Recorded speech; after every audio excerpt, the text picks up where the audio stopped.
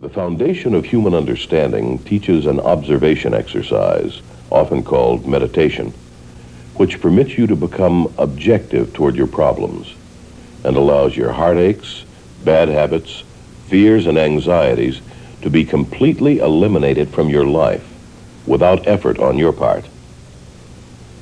Until you have begun to practice this exercise, much of what you see and hear on the following program may be shocking and upsetting to you. But if you will listen calmly and with an open mind, you may discover the key to the peace of mind and joy for which you've been searching all of your life. And now, from the foundation of human understanding, here is Roy Masters. Welcome once again to the program, How to Control Your Emotions. And I purposely avoided negative emotions because I'm beginning not to like the word negative emotions, because all emotions are negative. I'm going back to my original theme, because all emotions are of the ape and not of the human. I would have you all be like Mr. Spock in Star Trek, unlike Captain Kirk, who's full of emotion, or he doesn't have half the good judgment of the alien from Vulcan. He had more love because he wasn't emotional and he wasn't selfish. Emotions and selfishness go hand in hand. Rich, my cameraman, called me over the weekend. He said, I got something in drawing me back to Philadelphia. It just came out from Philadelphia. Taking me back to my old situation, my mother and all the rest of it. Something's pulling me back. You got to talk to me. I said, why don't you just be a man and stop listening to that side of you? Something's pulling on, something's making me do it. You've got a side to you. You've got a side to you that is like a snake in the grass. Everybody has a conscience, you know, a negative conscience, and there's a positive conscience, and it always appeals to your selfishness and your pride, and it tells you everything you want to hear until you're hooked. And then it has you. And then it can almost make you do it. And then you make the excuse, you know, the devil's making me do it. Most of you, all you have to do is be men and stand up against your emotions, but your emotions is what you need to sustain your pride of judgment and your feeling about yourself. There are even programs on the radio, TV, you know, Feeling Fine. They teach you how to feel good. You know, anything that makes you feel good. Well, lots of things make you feel good aren't good. As a matter of fact, you have to transcend feeling, and you have to transcend the life that comes from feeling. And that's why you all have your bad habits, because you are listening to your dark side. Your selfishness is not transcending feeling, and you're becoming a slave of the feeling and all the things that engender feeling. All emotions are negative. There's no such thing as a positive emotion. But I can laugh, I can be happy, but I don't have emotions like you do. I absolutely do not have emotions like you do. You can't crawl inside my head and see how I think and feel, where my happiness has come from. But it's not coming from the things that make me feel. You can't make me feel bad, and you can't make me feel good, because I'm the same, neutral all the time. I'm happy. Now, I've said that. Are there any questions? I'm willing, since I've got you into a good mood this evening. I spent a lot of time last week, you know, stealing the show. I let someone else talk now. What I don't understand, if you don't use much emotion yourself, why do you, on occasion, really attack people? Yeah. Last week, I was in the audience over there, and you accused me of being a wimp, and several other guys on that side of the audience. And I didn't notice you last week. Yes, you. I just barely remembered. I don't remember accusing you of being a wimp. Yeah, we didn't. I mean, but I was saying the certain. If I remember correctly, I was talking to the ladies in the audience. Yes, I know. And if my memory serves me correctly, and it very rarely does, I don't have to rely on memory as a rule because I don't lie. But I do remember that, and we were making some jokes, and then that there are certain that the women in this audience make judgments, and they have a resentment towards men who are wimps or bullies. And you can pick out the wimps in the audience, the men who are not really men, who don't stand up, because it's written all over their face, and it's shaped, it's etched in the form of their bodies. how they sit. And we were talking to the lady, I was talking to the lady about how women feel about men, and she was laughing because, I was calling her shots, and I was revealing how she felt and how all women feel when they look at men. There's this little resentment and little judgments going on all the time, always feeding themselves a daily dose of hostility and judgment about men. And so she broke down and laughed, and we laughed it off, but you apparently took offense, and it's bothered you the whole week. The question, are you a wimp or are you not a wimp? If you're not a wimp, it shouldn't bother you. Well, I'm a little Call me a wimp. Call me anything you like. Well, don't call me too late for dinner. I'm a little bothered by it, I'll tell you that. But I think it's unfair. I think I've seen you do it with other people, and I've always thought that well, maybe you had some insight that I couldn't see. But I was making light of it. Was anybody here last week? Well, wasn't it kind of funny, the things? I thought it was rather humorous, and you took offense to it. Yes. Even some of the wimps, the men, they knew they were wimps. Well, yeah, and they said, yeah, I'm a wimp. I could see them saying to themselves, and they felt a little embarrassed, but I don't know, it's the first time they've ever sort of had the opportunity to really look at themselves. I did it lightheartedly. I wasn't being rude, and I didn't intend any offense. It was rude. Whether no, but I went home and I didn't lose any sleep. Well, I haven't lost any sleep, but... yes, you did. A few years ago, I would have had to settle this outside. Well, there you are. I'm old and fat, and hey, we're past that. But I don't think... I think you really should ought have to spoken think up twice last before week. you do that. But you should have spoke up last week, and it would have been in context. Shouldn't have waited a whole week. You said, just one cotton-picking minute. I'm not a wimp. Oh, that's nice. I would have seen that you weren't. But I was on the side of the audience from which you can't speak. Well, all you have to do is when the station break came along, you go to the other side of the audience. I mean, there has been a way to handle that. I had to. How many men in this audience think of themselves as wimps? Come on now. Now, if I kind of intimate that you are, were you offended last week? No. Well, is it true that weren't we making light of it? You weren't offended. Maybe you too wimp not to speak up, But on the other hand, you might have, taken the point and said, yes, maybe this man is right. I can see myself in the mirror, and I can see how women look at me, and I can see how I react to the women in the way they look at me, and they put me down with their looks. See, and then that's what it does, isn't that right? Because when you start to women, in your relationship to women, you stay that wimp. Because you can't get over the fact that they keep looking down on you that way, and you can feel the women bristling with judgment and hostility. You're sensitive to that, aren't you? And it's kept you in that childlike state. Is that right, sir? See, there's a gentleman behind there. Maybe you can give him a microphone, because right behind you. Yeah, I know you must have something to say with that. I do, because I've always been self-conscious of being a wimp, and I've always been very hostile because I could feel people seeing that in me. And I've fought the whole world, my whole life. But you only became, what did you become? Fighting? You didn't. Worse. It made you worse, didn't it? There's something about being cast into a role that is very difficult to get out, because the only other choice is to be a bully. And there's somebody in your life that you hate more than what you are. Yes. You know what I mean? Yes. There's somebody who's a bully that you don't really want to be, so you try to be strong by being weak, by being intellectual. You see what I mean? Yes, I do. You are pretty intellectual in your arguments. Unfortunately. You don't fight like a man. You don't fight like a man, right? No. Because there's obviously a man in your life, maybe your father, that everything you say applies to my life. See? In most, except alcohol and drugs.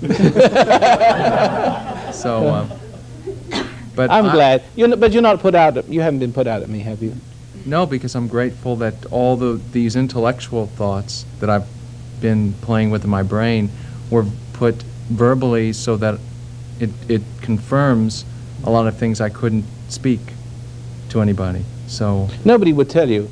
No. Nobody would tell you quite the way I said it, and you're taking that correction rather well. Maybe you need to look at the fact that that you were perhaps unnecessarily bothered. That the other gentleman. See, I have respect for a person who admits what he is, whether you're a bully. I mean, it is no lesser insult to be called a bully and a redneck, as a wimp, it's not, because neither one of them are men. All men are guilty of one of those two extremes, aren't they? Isn't that what's wrong with what makes women so unhappy? Is they can't find a man. They've either got the extreme, you know, swine, wife beater, bully on one hand, or the wimp on the other. She can't find. She marries a bully, and then she can't stand being bullied. So then she marries a wimp and becomes the bully. You know, you know. She hates her father for being a bully, so she grows up to be a bully herself. Or she hates her father for being a bully, and so she marries a man that's not a bully. But the trouble is the bully is in her. See, so you only have two choices. When you react to a man that's a wimp or a man that's a bully, if you're the child, in this case we're speaking about the lady, the woman, the female of the species, you're imprinted with taking your identity from the person that has traumatized you. See, so when a man is a wimp, it's a shock, and it's the failing of a man to be a man, whether it's bully or wimp, that imprints the woman with her destiny. And her destiny is now she has a little bit of that father inside her, so she hates her father for being a wimp. So what she does, she hates her father for being a wimp, so she marries a man that's strong. But then she turns into a wimp. See? Then she has the problem becoming back full circle again. Now she has a father, you know, being a wimp, so she marries this man who she constantly gives into this man, but she's becoming like the father she hated. See, wimping in because she's got the strong man. She thought the strong man would undo what the weak man failed to do, or did, and so therefore the next course of action and it seems like we're running between these extremes, and you, of course, the same way with your wife, mother. It's the same principle. You marry a bully, you marry someone who's too submissive, and we've got to find somehow a balance here, and I've got to speak about it, and I'm sorry if I offend people, but I have no guile in me. I have no intention of offending any person. I just tell it as I see it. It's not personal, so please don't take it personally. Please. I think you have a tendency to be a bully. I really do. You do? Anybody? Can we take a vote on this? Am I a bully? I've seen you do it a few times. No. Yeah? You think I'm a bully? No, I have to. I know that this last I've been listening to you just about a little bit over a year, and I've always emulated people I've admired. Unfortunately, they've always been very powerfully charismatic people who don't really help other people. I don't want to come to your defense, but I do feel that you're the only person that, and I've been into different EST and some religious groups. Yes. And I shouldn't get emotional, but I feel you're the only person who, in a year's time, has been consistent. And you consistently a bully? Consistent with your information, and I feel it's everything I've always known. Now, if you can sort of listen to me without being offended, do you see the possibility of you taking correction? Because it is the offense that prevents me. For instance, if you had your zipper undone, and everybody walks around you, doesn't say anything but stickers, you know. But I come along and I say, you know, and you get embarrassed. But you resent me for it because I embarrassed you, see. But I had no choice but to embarrass you. I mean, it's embarrassing one way or the other, you know what I mean? I could have let you go around and discovered it later on. And then I could spare myself, you know, of disturbing you. But I think it's only fair to be the one that says, hey, look. And so some people resent it. So if I find that the person resents me being honest, then I don't tell them anymore. And I think your Holy Spirit conscience is the same way.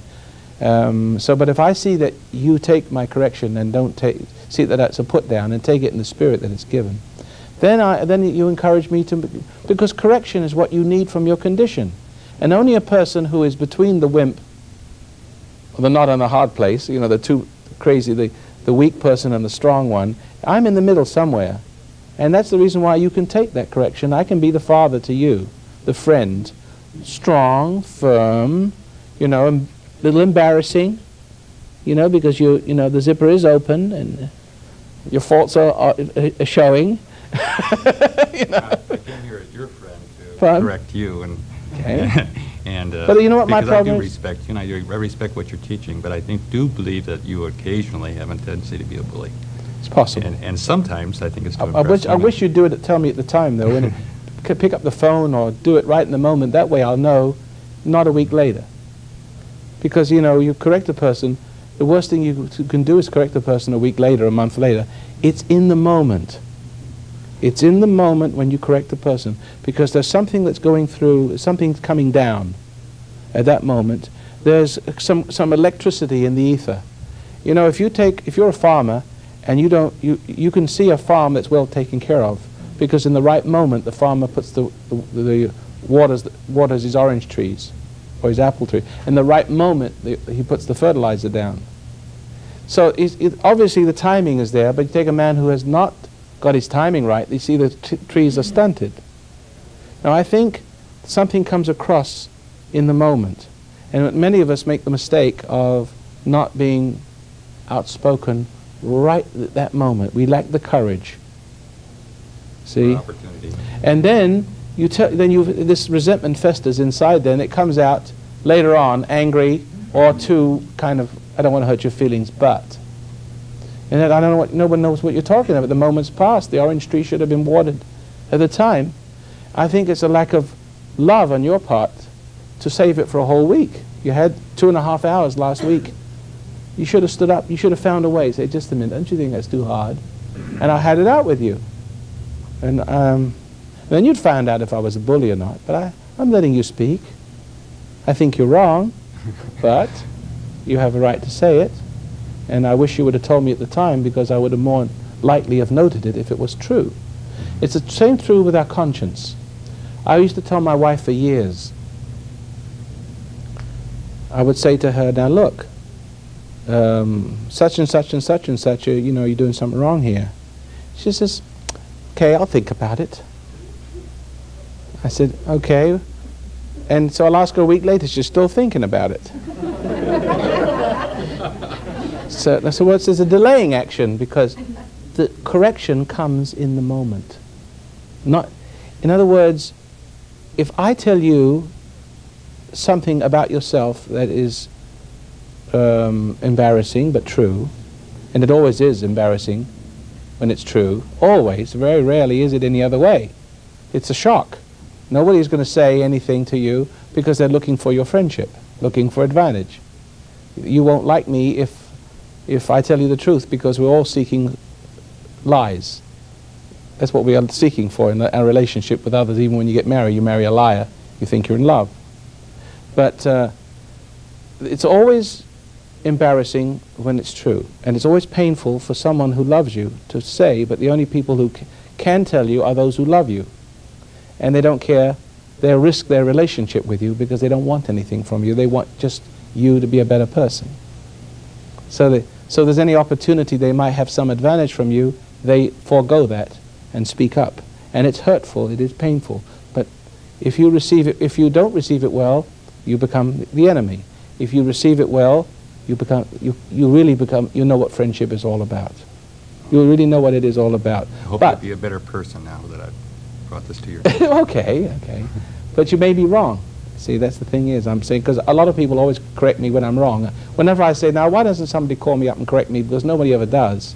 Then all of a sudden the telephones ring, and everybody wants to correct me, but they got these cockamamie ideas of what they think I mean and my attitudes. I mean, people are always correcting you when you're wrong, when you're right. They want to straighten you out when you're right, because they can't stand the pain of your innocence, straightforwardness. They can't stand it. So the instant reaction is to set you straight.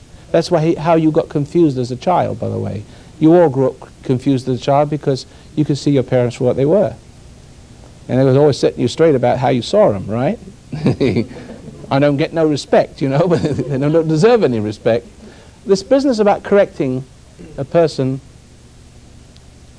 and taking correction is instantaneous. The correction does not take unless it is done right in that second. In my meditation cassettes, most of you have them, I say, I can't remember the exact words. I haven't listened to my own junk for a long time. But I remember in there saying that not 2 seconds later when you understand something, you know, understand it right that moment. Realize the truth of it right that moment, not 2 seconds later. Because it is always in the moment when someone tells you something about yourself, you have to determine quickly whether that's true or not. Somebody could be correcting you when you're right and trying to drive you crazy. And after all, if you're a person that wants correction, you'll listen. And sometimes they're very clever, very articulate, very intellectually persuasive, so that you can actually think that maybe you are wrong, maybe they are right. And since you're the type of person who's willing to take correction, you tend to take the correction which corrects you from being right. And then you end up being confused. No, so taking and giving correction is a very, very delicate thing. But I can give you the rules of the road for that if you like. But I just want to stay on one point. Rule of the road is that it is the acceptance of it, the recognition of what this person is saying, has to be accepted right as you hear it. Not a fraction of a second. If it's 1 fraction of a second afterwards and you say, oh yes, I think you are right, I was thinking about what you said, it's too late. It didn't take. You didn't acknowledge the truth. We're always rejecting the truth in our mind. Whenever the truth comes and makes us feel uncomfortable about ourselves, we drink, we smoke. There's a strategic drink somewhere. We turn on the stereo, because we're always finding in that moment a way of rejecting the truth, the conscience. Now, a person comes along with an external conscience. He sees that you have somehow not been corrected, somehow avoided facing some reality, otherwise you wouldn't be acting like the jerk that you are. So he says, hey, just a minute, you're doing something wrong here. And in that moment is your moment of truth. Do you accept it? Or are you going to fight him? Are you going to argue with him? You're going to get upset. Or you could just feel the pain and let it sink in. And in that moment, you're saved. Once you start to do that, now there's rules of the road. Does anybody would like to know the rules of the road of how to know whether a suggestion is acceptable or not? Ah, well, all right. Because my producer wants me to take questions, and I'm here running the show by myself again. Is it all right? Can I? May I, please? 5 minutes. Okay. Doesn't seem like a half an hour went by, did it? Well, here it is, very simple. And maybe in the next segment you can ask me something more about it. We can continue. The rule of the road is this. If a person, first of all, are you willing to be corrected? Number one, if you're not, forget these rules. They won't work for you. If you are, the first correction I want to give you is learn not to be intimidated by people. Because then you get confused. You won't have your own mind about things. You'll have the other person can confuse you about what right and wrong is, and you won't be sure of what right and wrong is yourself. So his persuasion can become more persuasive because he has shocked you into accepting his mind emotionally, see, like hypnosis almost. So the first rule of the road is that when someone comes along and tries to correct you or bamboozle you and tries to make you see the light when it isn't, it may be seeing the light when it is. We don't know yet, right? Sometimes your enemies will make you see the light, and they can use, they can know your weakness, and they can confuse you about the way they correct you. They can make you rebel against the correction. You're a jerk. You said you're a wimp a little while ago, but I could have said it in such a way that it could upset you, and you would become more of a wimp. The truth can often make you worse if the way it's presented, isn't it? If I said yeah, I'm speaking about him, because he's admitted he's a wimp. But if I present it to you in a different way, like we did last week, you didn't resent being made aware of the fact that you were a wimp, and you accepted the fact that you were. That didn't mark you for the rest of your life. It got you to facing the truth for the first time in your life, which laid the foundation for change, right? Right. So you're less of a wimp this week than you were last week. Is that correct? I think so. I know you are. Now no, I know so. You know so, right? Yes. Okay, so I know I'm right on those points. So here's the rule of the road. Don't be upset with people. That's the first rule. Then you'll have done the first thing right.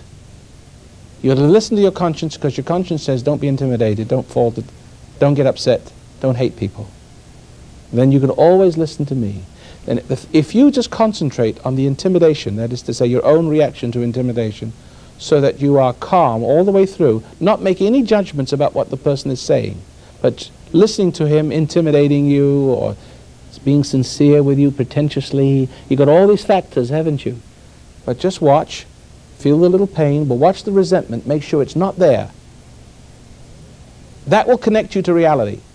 And I tell you, soon after that second has passed, the realization of what that person's saying will come to you. You will know whether he's correct or not.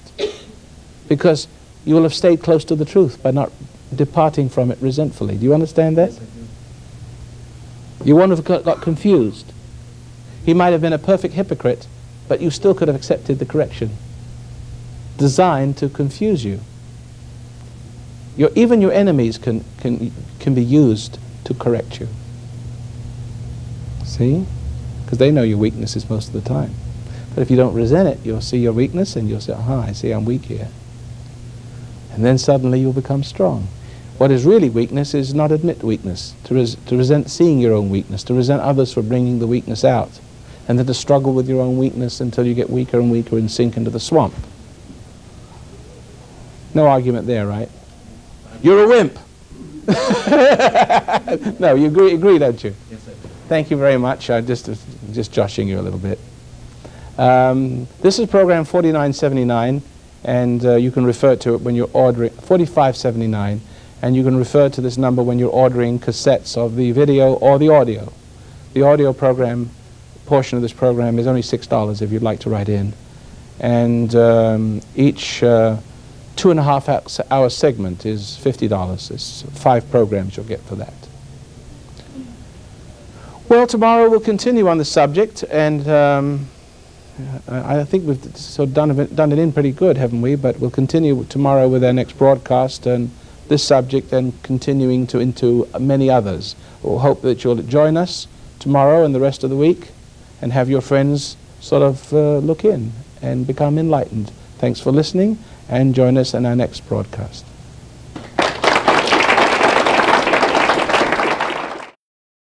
Understanding teaches an observation exercise, often called meditation, which permits you to become objective toward your problems and allows your heartaches, bad habits, fears, and anxieties to be completely eliminated from your life without effort on your part.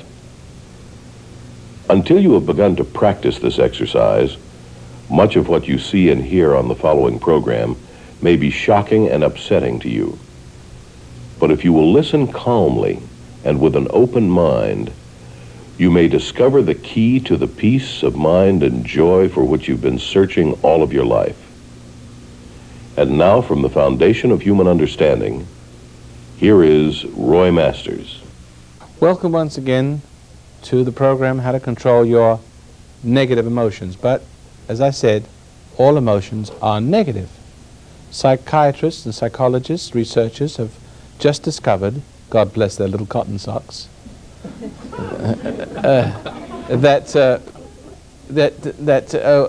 emotional outbursts like anger or rage is just as negative and immune depressing to your immune system as pleasure.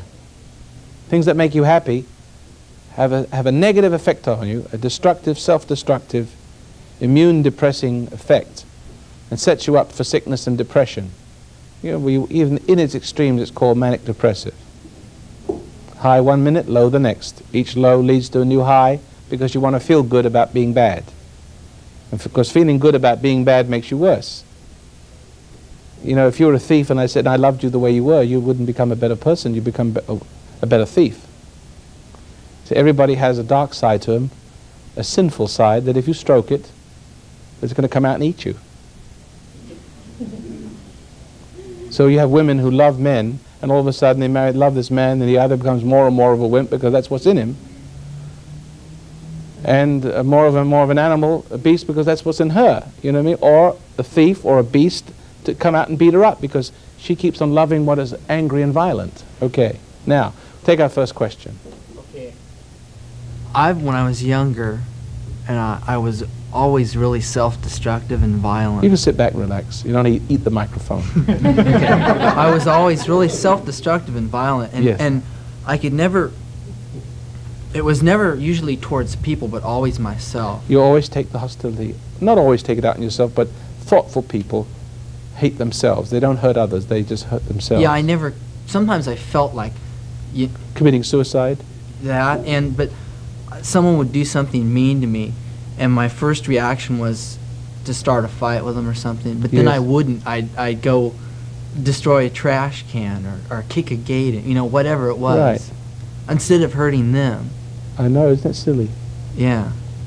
But still, you are a thoughtful person, you know. You see, you know that you don't want to hurt people. You know that someone's got your goat, and this goat's bashing a trash can, you know? Right. And then you feel even more stupid. Right. You know, I knew a person who was very, very... I have a feeling you're quite strong. You're afraid you might hurt someone. Do you ever feel you might go to court because you murdered someone or... I used to see glimpses of that. In fact, I had dreams of of being electrocuted in an electric chair because you beat somebody up into a pulp. dreams of strangling people and stuff. How many like people had that. dreams like that? Come on now, come on. Quite a few of you, right? That's why the death penalty is so scary, because we kind of identify with the killer, you know. This is not funny, but just a couple of days ago, a tailgater went behind one of those people who slow down purposely when you try to pass them. This time, I used to say to my wife, one of these days, that someone's going to shoot somebody like that. And it's not really funny, but it's, you know, it brings out that violence. It brings out that hostility that everybody has it. And sometimes we don't always express it, like this man on this freeway.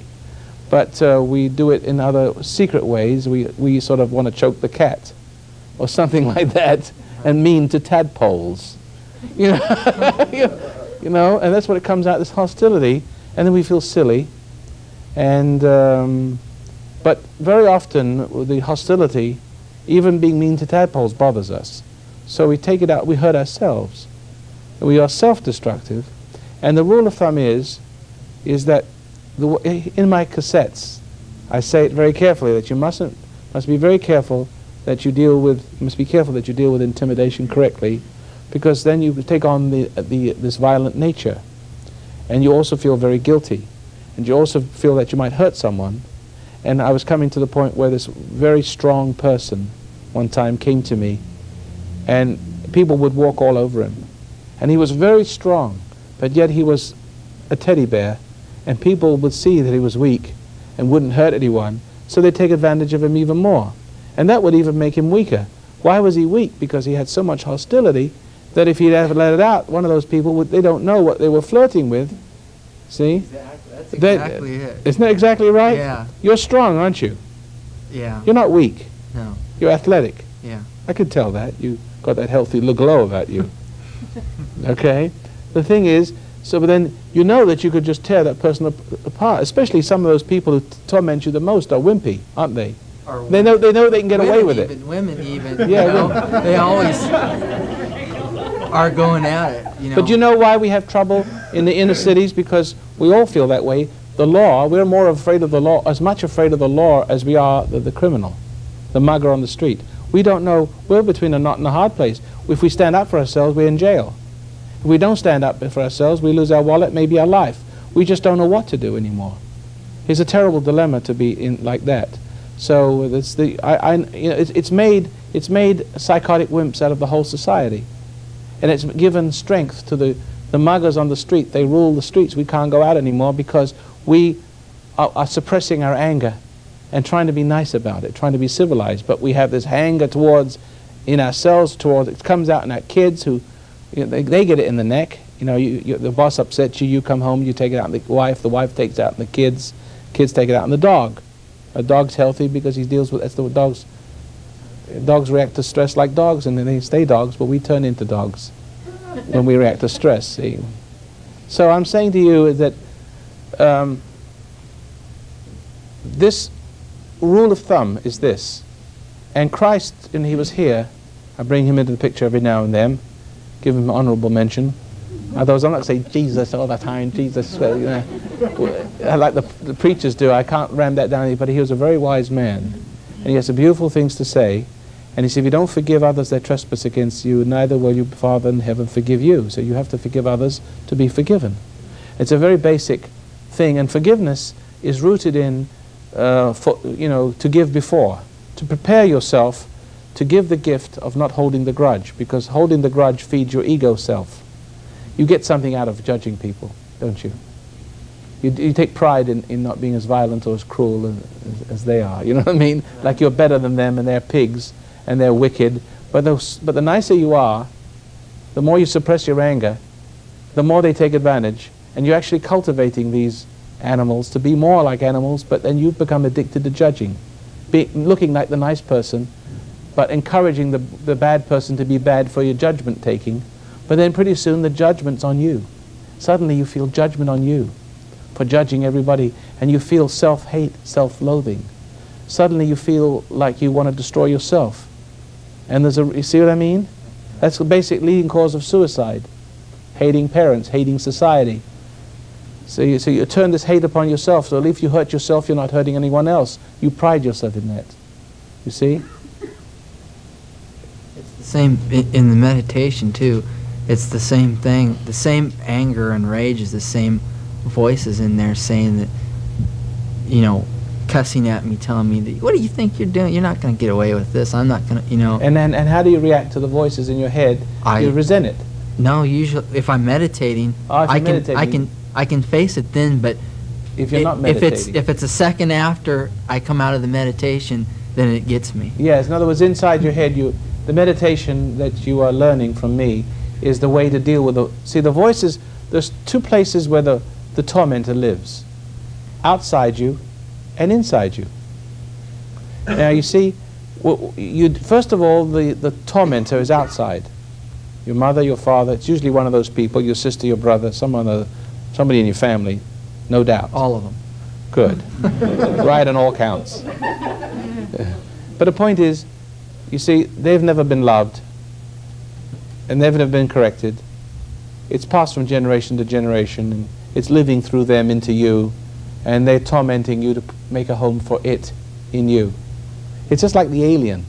You know, the movie The Alien. It goes from one to another and eats your substance out and then jumps into the next person. And we intimidate, and how it does it is by intimidating you and tempting you to fall from your grace, from that quiet space that you must find within you. That's what I'm trying to teach you, to get back there and not fall from that grace. But the two places it lives is outside, and when you react to it outside, it gets inside. And when it gets inside, it stays inside you, and it hovers inside you like a person, like a spirit, doesn't it? So that, for instance, if you had a father that said, you'll never grow up to be anything, you're just a big fool, you're going to be a nothing, good-for-nothing bum. You've heard that all your life. And it could be at a strategic moment when you were just about to do something right.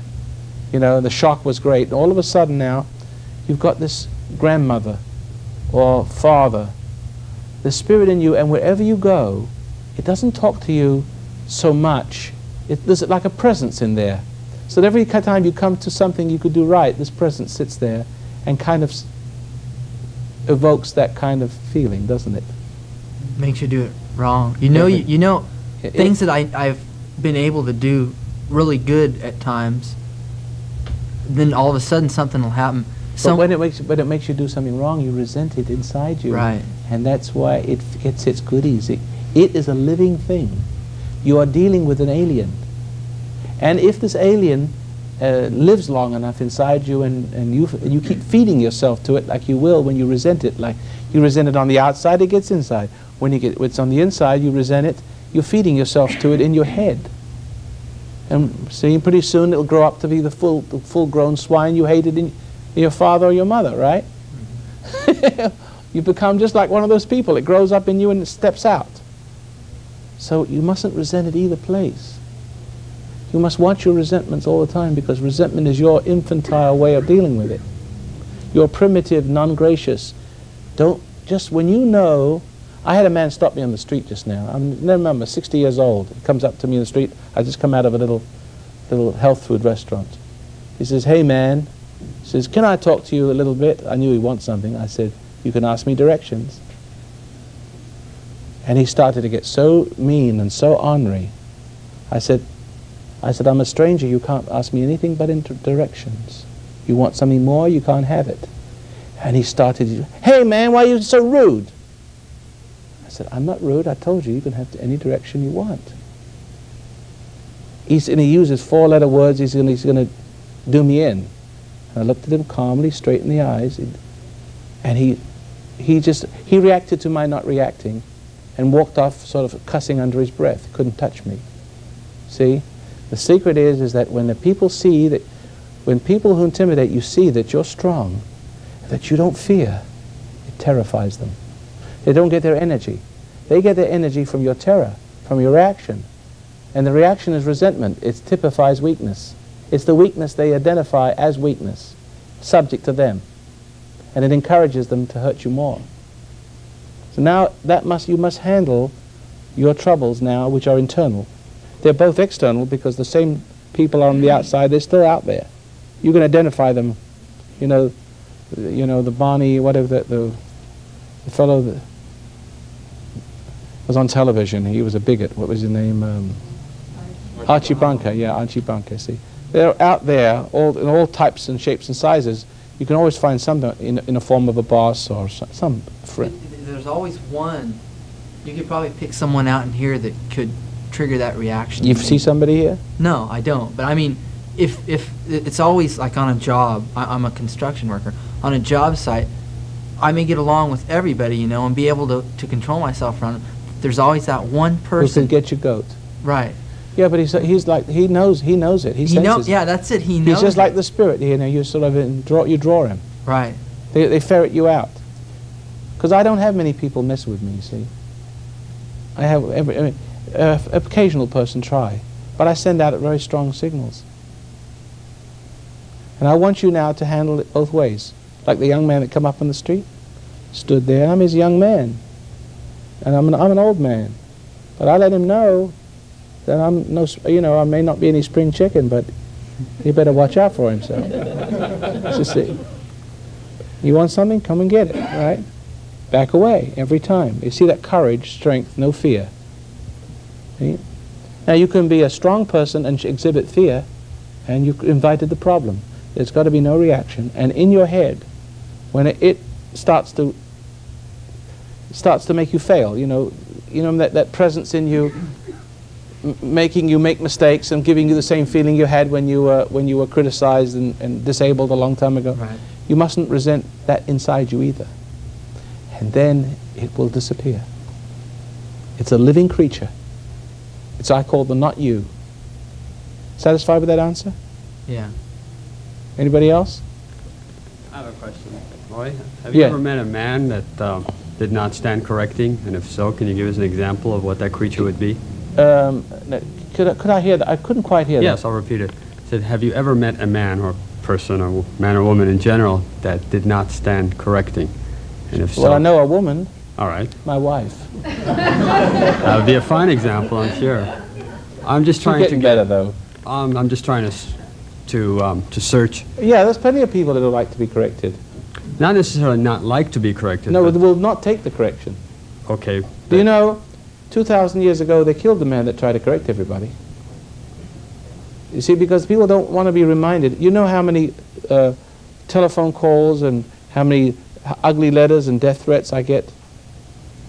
First, you can't see any harm in what I'm saying. I'm not calling anybody any names. I'm just talking about principles. I say men are wimps and cowards and women are this way and that way, but if the cat fits way, if you identify the modus operandi that I'm describing, and most people do, some people say, hey, that's me. Hey, I'm glad someone finally said something. You know, I always thought that I was, wrong, but everybody said I was right, so no wonder I was frustrated. I couldn't change. See? But some people like to be called because they want to be corrected. They need a father. They need somebody. They've never had anybody in their life to correct them, and they know what's wrong with them needs correcting, but they can't correct themselves and they haven't got the secret. And all they need is someone to say, tell it like it is, in a proper manner, a caring manner. And they love it. They rise to the occasion of that need, say, thanks. Thank God someone finally said it. But there's a great majority of people who are so wicked, and they're getting away with manipulating and motivating and winning through intimidation, and they've done so much harm to their children, and they've got all kinds of respect from the doctors, and no, it's, it's not your fault. Love is never having to say you're sorry, sort of thing. They've got away with being undetected, and they've got away with hurting others and manipulating others, so that when a man like me comes on radio and television, they hate to be found out. But you're always bringing out the dark side in people, and that's your purpose, I understand. I have the prosecuting attorney of the dark side of the person. Granted, but you never divulge or allow us to share what righteous is, and you're always... I don't understand. You're losing me there. You're always expanding on what is wrong with us, but never giving us the light to no, I don't tell you any. I won't teach truth. I say that's wrong, that's wrong, that's wrong, and here's why it's wrong, and this is where it's going to lead. If you do that, it'll lead to that, and if you do that, it'll lead to that, or that, or that. Take a choice. Which way have you gone? Oh, I've gone this way. Or then, when you get to this point, it goes from here to here, or here to there. Where have you gone? I've gone over here. So what I've shown that sin. I've gone up the scale of the piano, and I've started from here, and I said, look, this is where you've departed from the truth. And now you know that you're wrong, and what wrong can lead, where sin can lead. I've given you the dynamics of sin, so there's no question in your life that everything is in your life is due to your departure from a basic principle, which is anger and hate. I always come back to that, right? Pride, that sort of thing. Then it's up to you to say, I've never known what was wrong with me. And for the first time in my life, I can see exactly what I've done wrong, and what my first move is to change. See? I'm trying to bring you right close to where the root of all your problems, explaining cause and effect becoming cause, and cause and effect becoming cause, and so on. And you see that I really understand life. It's like I've been reading your mail. But you're not going to hear me tell you a remedy, because I will not rob you of discovering it for yourself. See, I will not rob you. I'm not going to say God is love and God is light, and Jesus said you've got to do this and that, and you have, this is how you could be a proper parent. This is how you got to do this. I'm not going to teach you anything, because the Scripture says you need not any man teach you anything but the Holy Spirit. What you need is correction. What you need is to be stopped. See? No, you're doing the wrong thing, and here's what will happen to you if you do it. And most of you, it's already happened to you. I don't tell you to stop smoking. I say, look, this is why you smoke. And this is the dynamics of smoking. Where it springs from: resentment, failing in some way, guilt. Whatever it is, I go through it, and you see, I see exactly what I'm doing wrong, and where the wrong begins, where it's seeded, and how it blossoms into all these other diseases and social problems and drinking problems and problems with your wife and your children and your finances and your drinking and your drugs. I always lead back to some simple thing. I say, now, let's take... And you see the value of that. I was going to say something else, but go ahead. It'll come to me in just a minute. Part of what he Can you stand up just please a little bit so I can see you? I can't see you. Thank you very much. Part of what he was saying has happened to me. With me, it came through as over-regimentation. Over-regimentation, yes. So that after you gave all these principles, for a while I just sat home. I wouldn't do anything. Yeah. Well, I was over-religious. You mean you took my words as interpreted them as regimentation by the church? Yes. Yeah. And so I wouldn't go to... Well, I have a daughter, and so she helped me out. Let me see if I understand you.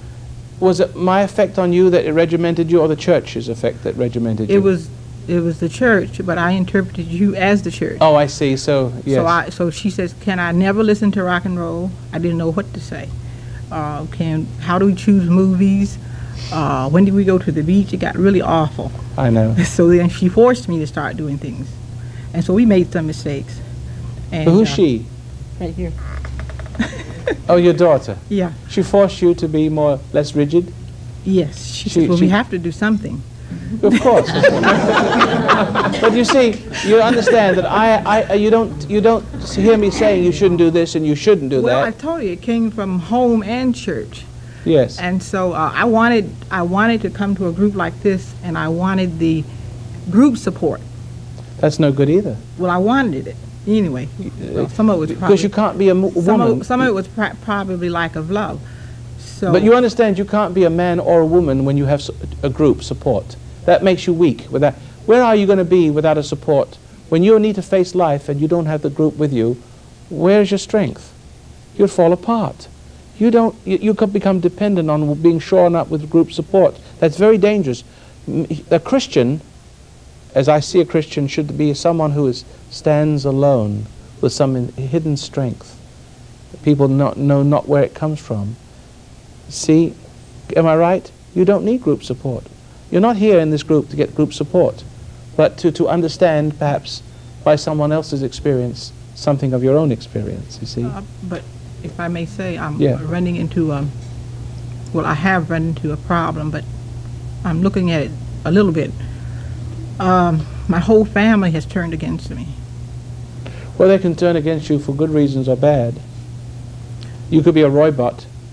No. Preaching Roy Masters, Roy. Hear what Roy says. Roy says this. Roy says that. No, Roy it's not says in this. that area. It's not in that area. But and therefore people will turn against you because they see you're caught up with me. No, I'll tell you what area it's in. What? When I was in the fundamental religious group, they made the rules so strict that you had to marry a person in the church. Well, I couldn't find anybody in that church, so I didn't marry nobody. So now I'm middle-aged and I never married. Is that right? So well, maybe I can find you a nice young man. That's not. Do you have any offers here? That's not what I'm getting to. It's okay. It's funny. Well, you have to come to a point. We only got a few minutes. Okay, I'll hurry up. I'll finish next. Just see if you can come to the point. But the point being is, when I first started listening to you, I found out that I wasn't ready anyway. You wasn't ready for what? For marriage? Marriage. Because you're kind of immature and mechanical. Quite immature. Yeah. But now that you're ready, you can't find anybody. No, there's... Now that you're ready, you don't need anybody. No, I'll put it in a nutshell. They say you're 51 years old and you never married, so you're a weirdo. Not necessarily. I know that. And let me say, if I had known what I know now, I wouldn't be 59 years old and not married. Well, thank you. We had a kind of a humorous end to this, but I was trying to say, just got 2 minutes to close, that about correction. A scientist does not look for what's right about his rocket ship. When the rocket ship won't fly, something wrong with the mechanics, the chemical formula for the propellants. So he goes about looking for what's wrong. And then when he finds what's wrong, there's something in looking for the truth there's something about looking for the truth, that there's truth in it. So that what you're looking for is the error with this truth. So when you find the nature of the error, you find the truth at the same time. You say, that's wrong, that's right, that's wrong, right? It's called, aha, now I see what's wrong. But you're seeing both ways. You see the wrong and you see the right at the same time. You see which way not to go, and you say which way to go. And I'm going to help you to find out what's wrong so you can say, aha, that's right. I want you to see it for yourself. It isn't yours unless you can see it for yourself. I'm not a grace robber. I let the church tell you what right is and make you dependent on them, and they'd be your God. Well, thank you very much. Will you join me tomorrow night or in our next program? Please bring some friends and freak them out. Have a party.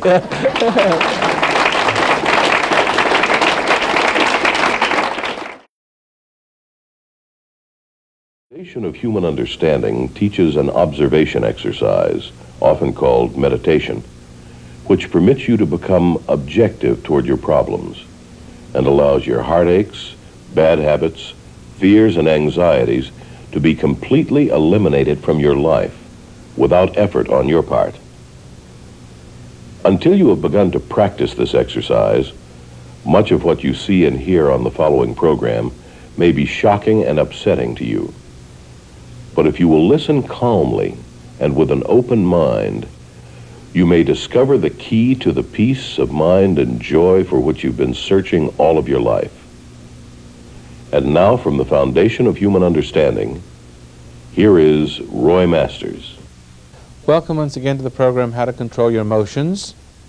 As I said, as a quick start, that all emotions are not human. And that all of your troubles are due to your emotional state. And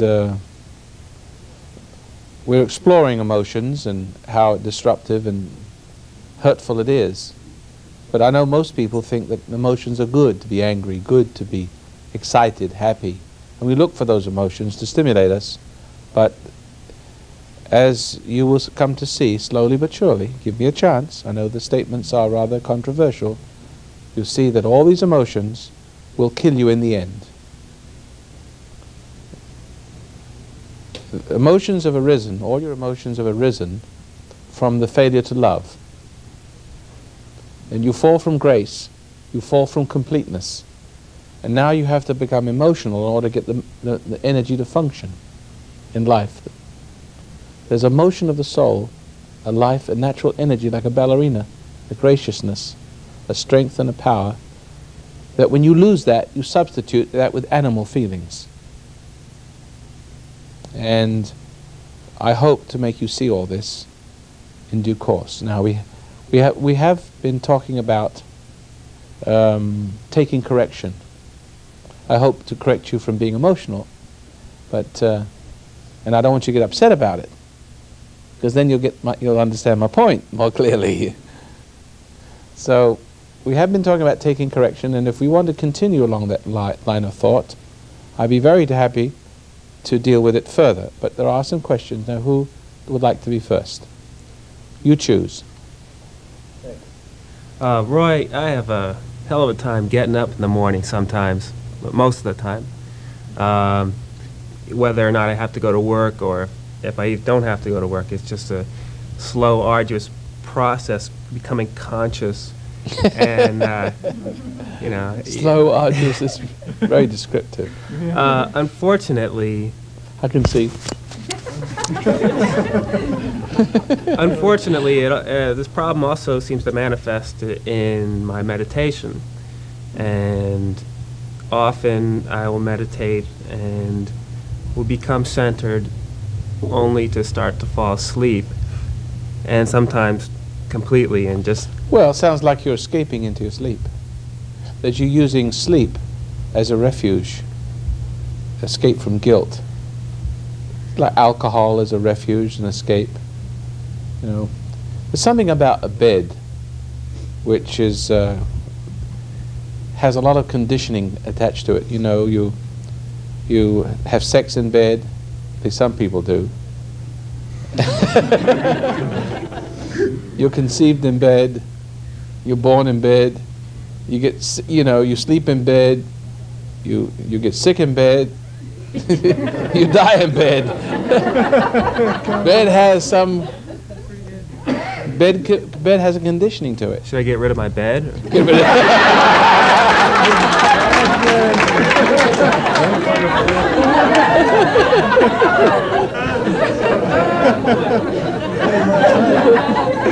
Yeah, if it's a big problem, but it's a big bed. No, see, some people have a problem with sex, and some people castrate themselves. I mean, taking it as far as you took it, they have such a problem. They think that sex is the problem. So, castration, that people who do that to themselves is quite common. Anybody here has done that? No. But the point is, you see how far the human mind will go to identify the thing itself, which may be, it's perfectly natural to lie down and sleep in bed, and it's perfectly natural to have children, but if that is abused, it becomes an addiction and then a source of guilt. It Because everything that is used as a refuge is everything that is abused, every natural thing that is abused and used to escape into, to support ego. See? To deny truth. Food is natural, but if you use truth to escape, to run away from reality, to give you a dreamy feeling that everything's all right when it isn't, then you are now abusing food. Now you have a problem with food. It's not the food. There's nothing wrong with the food, and there's nothing wrong with the bed. The trouble is, let's say you have an eating problem, right? Let's say you have an eating problem, so you smoke to conquer the eating problem. So you don't eat so much, but you smoke too much. The answer, the solution, becomes the next problem. See? Every solution to a problem becomes the next problem to you. So now, if you use bed as the answer to the problem, which you may be doing, then getting out of bed may become the problem. And then you may have a problem with your bed, you may resent your bed, you may have all kinds of problems when it's really you. And the way you use your relationship to it. I wonder if you see the point that I'm making. Does it trigger anything? Yeah, the thing is, it's so difficult to be conscious of when you're literally unconscious. I mean, since I've been meditating, I've noticed definite improvements in so many aspects of my daily living, in my eating habits, in my patience, but that's the one thing. And how do you deal with the problem of bed, right? Is that what you're saying? How do you get up in the morning? Well, it could be that you're not facing stress properly. You're not facing the day right. You're dealing with life angrily, resentfully, and you get beaten back, and you feel debilitated, exhausted, drained, and you find escape into a dream state, sleep. You find a way. Your mind works. Some people, when they get very, very upset, little children, when they've experienced a trauma, they want to go to sleep. Because somehow that kicks in, that subconscious, no one has to teach them that. There is a disease. What's that disease where people fall down and... no, not epilepsy. It's when you fall... Narcolepsy, yeah.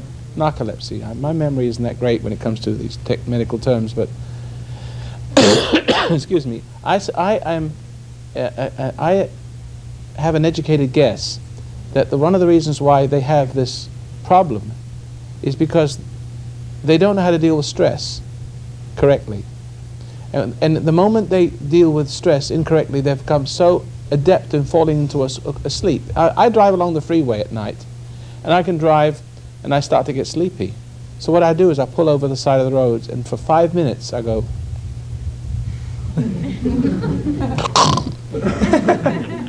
and then I think I'm still driving, and then I wake up with a shock, and I'm not driving. Anyway, that's it. Now I can go for another 300 or 400 miles.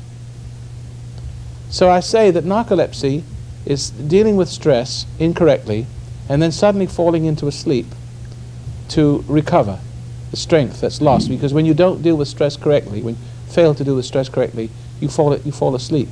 The tendency is to get drained. And for some people at least, the habit subconsciously clicks in to fall asleep to get a few minutes rest, and then they are all right again, see? It's stress, and it's amazing how little things can stress you, how less and less affects you more and more as you go through life, until you can hardly take anything. You see? Some people's way of dealing with stress is to go fall asleep or to lose themselves in sleep. Some people sleep all the time because they don't know how else to deal with it, see? In the past, while meditating, and I'm aware that I'm about to fall asleep.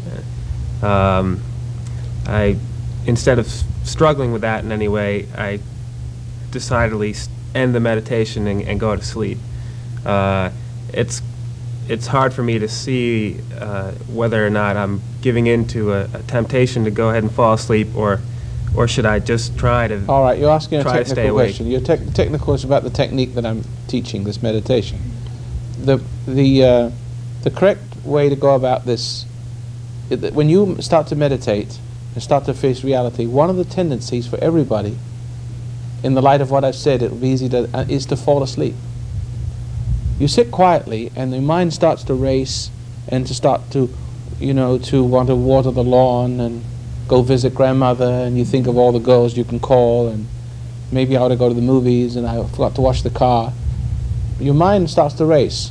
But if you keep becoming objective and not giving in to that, suddenly you feel like you want to run out of the room. You may feel like you want to run out of the room and you can't sit still.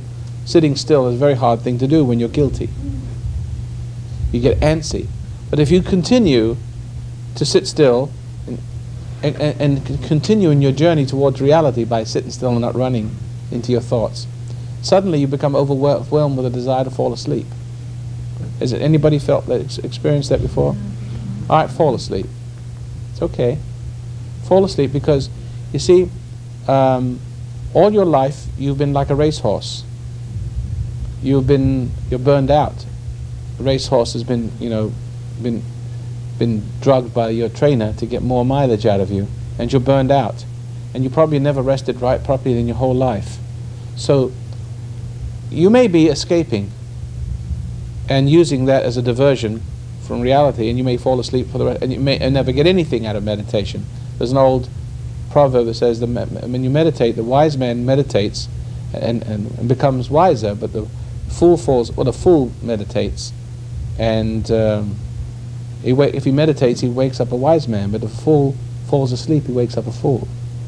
See, the idea is to cross that border, to become more conscious, not unconscious. And there is this transitory stage where you can fall one way or the other. And I know that. So, but the thing is that most of you have never had much rest in your life. You're so full of tension. So why not get some shut-eye and go to sleep for the first week or two, and then when you wake up in the morning fresh, and if you start to fall asleep, especially start on a weekend maybe, where you have the whole Saturday and Sunday to yourself, and meditate, and if you want to fall asleep, get the rest you need, and maybe an hour or so you wake up again and meditate again, maybe fall asleep again. But there will come a time when you know you've had enough rest, and you'll know whether you're meditating is just you know that you're escaping now. And when you realize that, the realization will change it. And what you can do, you can remedy that. You can sit in like I said, you can sit in a straight back, make sure you sit in a straight back chair, don't lie down, and fight it. Go all the way, you fight it after that. You make sure that you're not going to let sleep grab you away from reality, so you wake up the fool. See? You'll find, but in the beginning, rest and convalescence is not a bad thing, and let it be the first product of the meditation until you find that you have a nasty habit of strategically fall asleep every single time, and when there's no need for it, when you're well rested and you know that you are. See what I mean? Then you grit your teeth and say, I know now what I'm escaping now. I'm not facing reality. Something in me doesn't want to face reality. So you'll work it. You'll manage it. I had to go through that myself. Thanks. Okay, next question. This lady over here. My question is, I'm a real emotional person, and Do you like your emotional state? No. And I'm looking for the light, and I've headed for that direction. And I have somebody very close to me that's given me direction in that way, but for some reason, I keep getting pulled back down. And when I get pulled back down, it's like I lose total control Well, now of you have to everything explain I've to learned. me. It's a little nebulous. The question's a little bit nebulous. I don't get any handle to it. Oh, okay. Someone is guiding you, and then for some reason you get pulled giving down. me direction. My husband is giving me direction.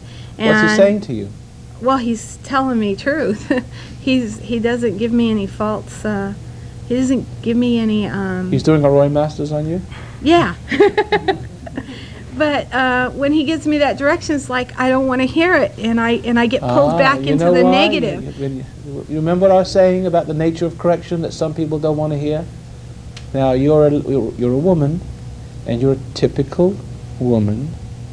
All men are alike, and all women are alike. I'm sorry to say, until you come back from being a female to a woman, and men have to come back from males to being men, and that's the difference. That's the noble difference.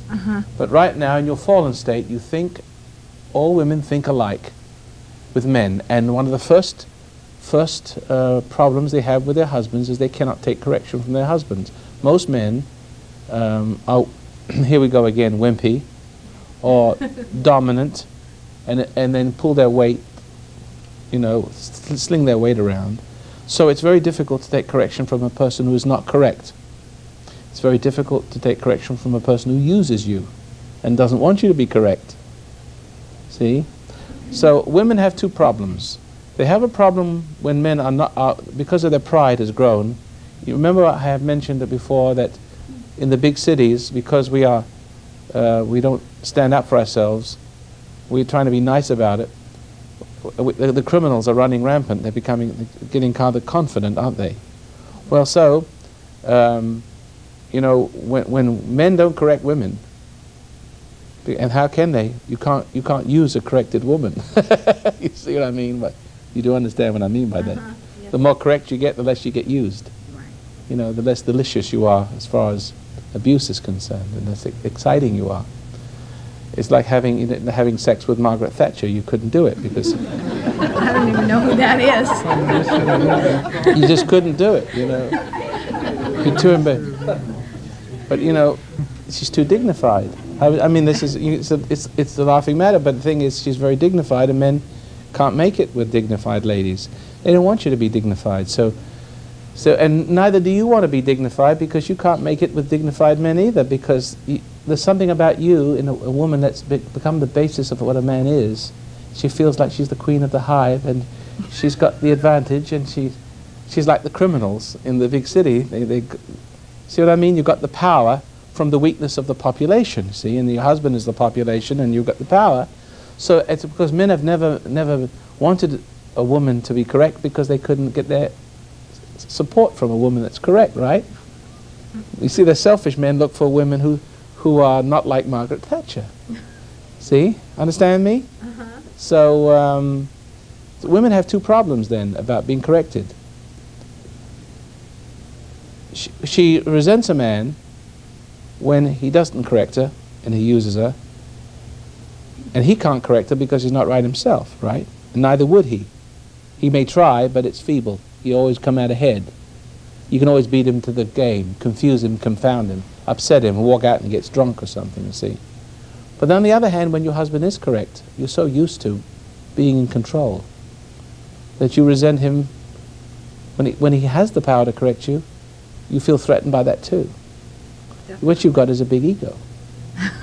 And you see, you don't want, you're afraid, you may be afraid, because you've had the security, this place of controlling everything and feeling contempt and superiority over men so long. Do you think I feel that way because my mom's very dominant over my Yeah, dad? well, that's right, and you've got yourself, well, you thought you had yourself a man until he listened to me, like your father. You're just like your mother with your father in relationship He to doesn't let me be, though. He doesn't. You're very fortunate, but you still resent it, see?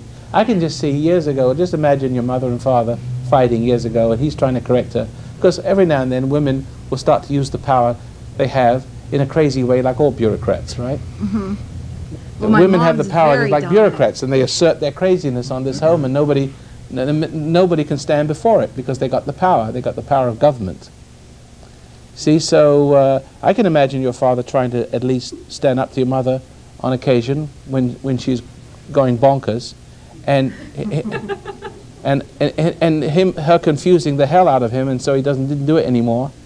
He gave up. My dad's a real wimp, and my mom's real bull. Yes. Yeah. Real bull. Right. I mean, she looks at. Now, what did you look for in the man you married? Peace, because I was so much at unpeace with my family that What do you mean, I was peace? looking. Well, I was so upset with my mother and father and the way that they treated me that I was looking for love and not getting it. And when I met my husband, he seemed to be calm and to help, to know what I needed. In other words, there was goodness in you. I sense goodness in you, and I sense that you looked for a man that would correct you. Right, because the guys I used to go out with were Wimps. just bullies, just like my dad, Okay. like my mom. Yeah. They were alcoholics and druggies and things that I really didn't like. Yeah, in other words, you played around with the strong men and found that the strong men only turned you into a wimp. Right. So you had a choice. Remember we were speaking about the other day? Right. You have a choice of being the wimp or being the bully. It's a horrible choice, isn't it? Yes. So, but now, but there's a goodness in you that, you know, my wife married me, and that shows there's some goodness in there, even though I've been trying to dig it out for a long time. So is my husband. But see, for 34 years, she's been married to me, and she could have divorced me a long time ago because I've been strong with her. But she knew all the time in her heart she was right, that I was right, and that's just why she stayed with me. Because I'm the only person that really loved her, deep down inside. That's why I stay with my See? husband. Even though she would resent me, and even though she would, you know, walk out and, you know, do all kinds of dumb I things. can sympathize with her. You see that? Because my life is exactly like that. Yeah, but that was good for me. Because if I would have married a woman that would agree with me, I couldn't have grown. So in other words, I was well matched. Because she had 34 years of fighting me to undo the formative years of her corruption. You see what I mean? And she had to come out of that. She was so deeply enmeshed in that. On the surface, it was a vivacious, sexy girl. Otherwise, you think I would have married it? Right? But anyway, but deep down inside, there was something in there I recognized that, you know, that was responding. In other words, I was like my mother with my father with my mother, see? We were matched up almost the same way. I can almost see my mother in my wife. I can see my father in me, except this time we did it right. Because I had a good intent, and deep down inside, buried under all that trouble, that miserable trouble, that manipulating so-and-so, that deformed soul, there was something still wanting that correction. See? So it worked out fine. It's going to work out just fine. I hope, because I wish I could get rid of the pain. And you're going to work out fine too. Your problem, your life is going to work out fine. But what you're going to have to do is recognize that your husband loves you, and not fight him, not hate him for it. Because what part of you that hates your father is not you, is your mother in you. It's the mother in you you resented, so you became like your mother. And it's the mother in you that hates this man's strength and is trying to destroy it. Is that right? Yes. It did your father, didn't it? Yes. See? So you're pitching yourself against him, hoping that he won't give way. He won't collapse. He'll stand strong and tall, right? Right. But the point is, don't push him too hard. There's got to be a point in your life when you're going to have to start correcting him.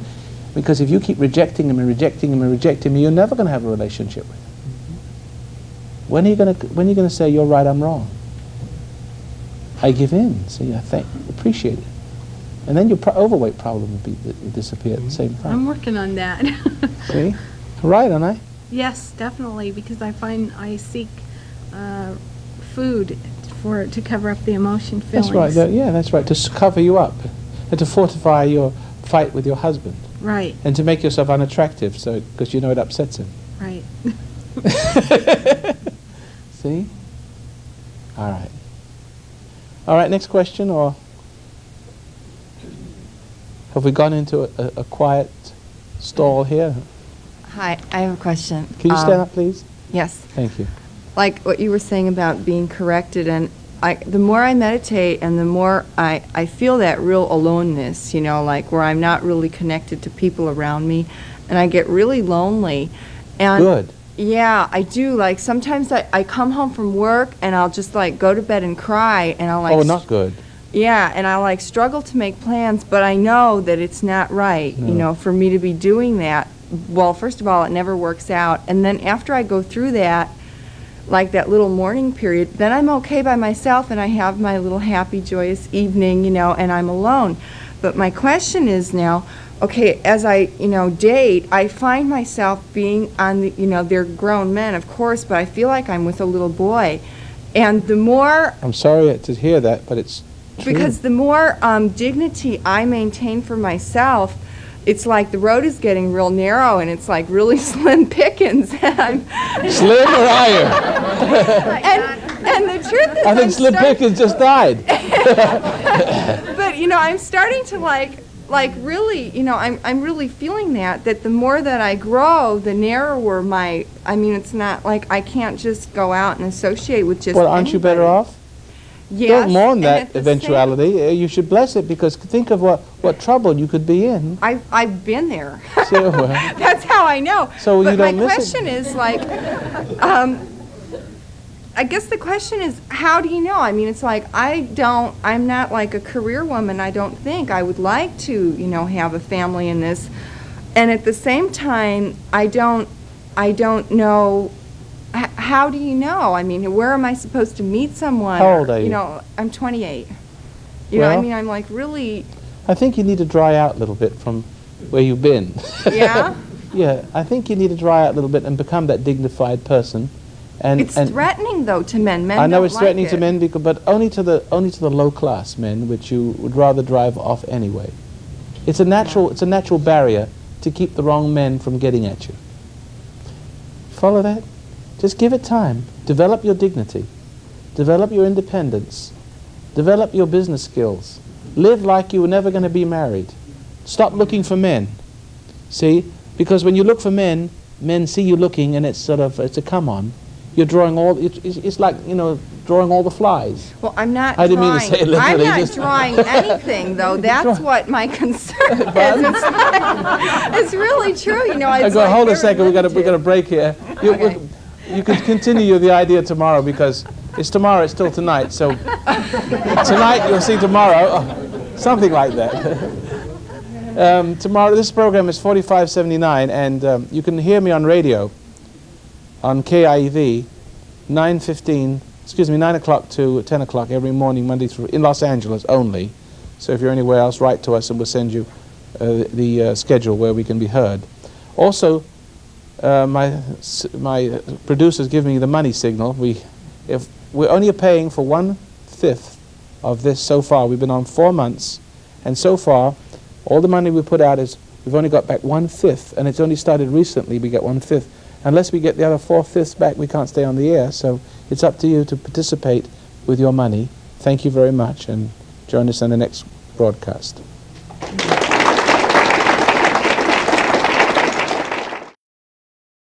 The foundation of human understanding teaches an observation exercise, often called meditation, which permits you to become objective toward your problems and allows your heartaches, bad habits, fears, and anxieties to be completely eliminated from your life without effort on your part.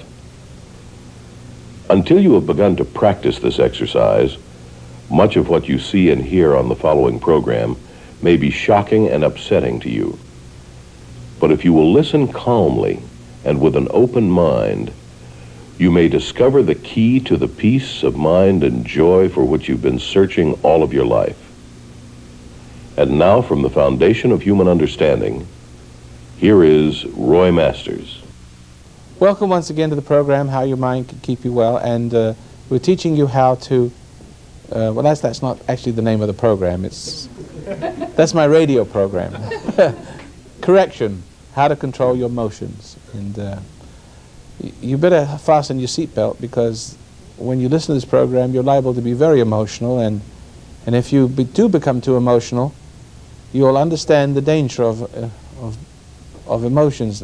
All emotions, I say, are hypnotic and self-destructive and do not work to your best interest. And people who want to control you will make you emotional. They make you excited, they make you mad, and between the two, the good guy and the bad guy, you don't know where you're coming and going anymore, and you think their ideas are your ideas. And you end up very confused and losing awareness and consciousness and losing sight of how to motivate yourself. And the whole idea of our discussion here is to try to get to the root, in conversational terms, of the cause of this problem. So I don't know if that is going to cover everything that we've done up to this point. If you're a new listener, just fasten your seatbelt. Try not to get upset. Don't get angry with me, because what will happen is if you get angry with me and upset with me, you'll be fixated to this. I mean it. You'll be fixated to this television program, and you won't be able to turn off the program. You may be able to turn it off on your set, but you won't be able to turn it off in your mind.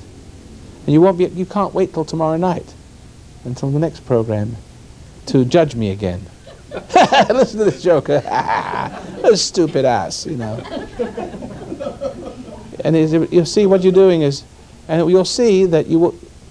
I have people writing to me, writing to the station to get me off the air.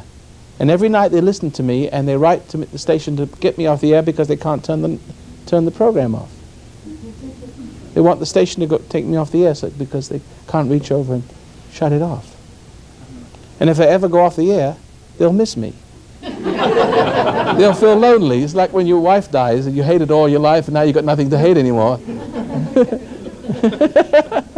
So be careful. I don't want you to resent me. If you can listen to this program, let it be edifying. Listen calmly and with an open mind. Now, we were talking last night, which is still tonight, in the last segment about, would you like to stand up again and sort of couch your suffering in just a few? Okay, what I was saying is that, like, I'm just finding in social circumstances, as far as like you dating, can't find any men. Not, you become more not of a any woman. good ones. I mean, and by good I mean like maybe spiritually evolved or like Good men are hard. grown up. Good men are hard to find. You always get the other kind. But the reason why you get the other kind because you were the other kind. One but time. I'm not getting anything anymore. You Well, know, because like you're right changing. now, it's pretty dry. Yeah, but you told me as you become more dignified, Yes, I have. the field narrows. But so it should. has. Don't you think that? Do you want every Tom, Dick, and Harry running after you? No. Don't you think you should narrow the field? And don't you think the best editing in this matter is your refinement and dignity? Yes. Well, and at the and don't same you want the time- very best? Don't you want the very best kind of man you can find if you can find one? Yes. There aren't any. You better go back to being rotten again.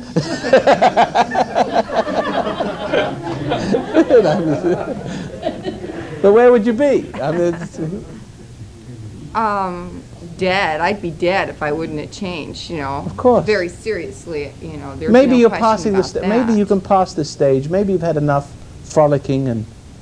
I have. I really have. you- I find like no interest in even going out like to dance or But anything. what do you do? I What do you just- do with your life then?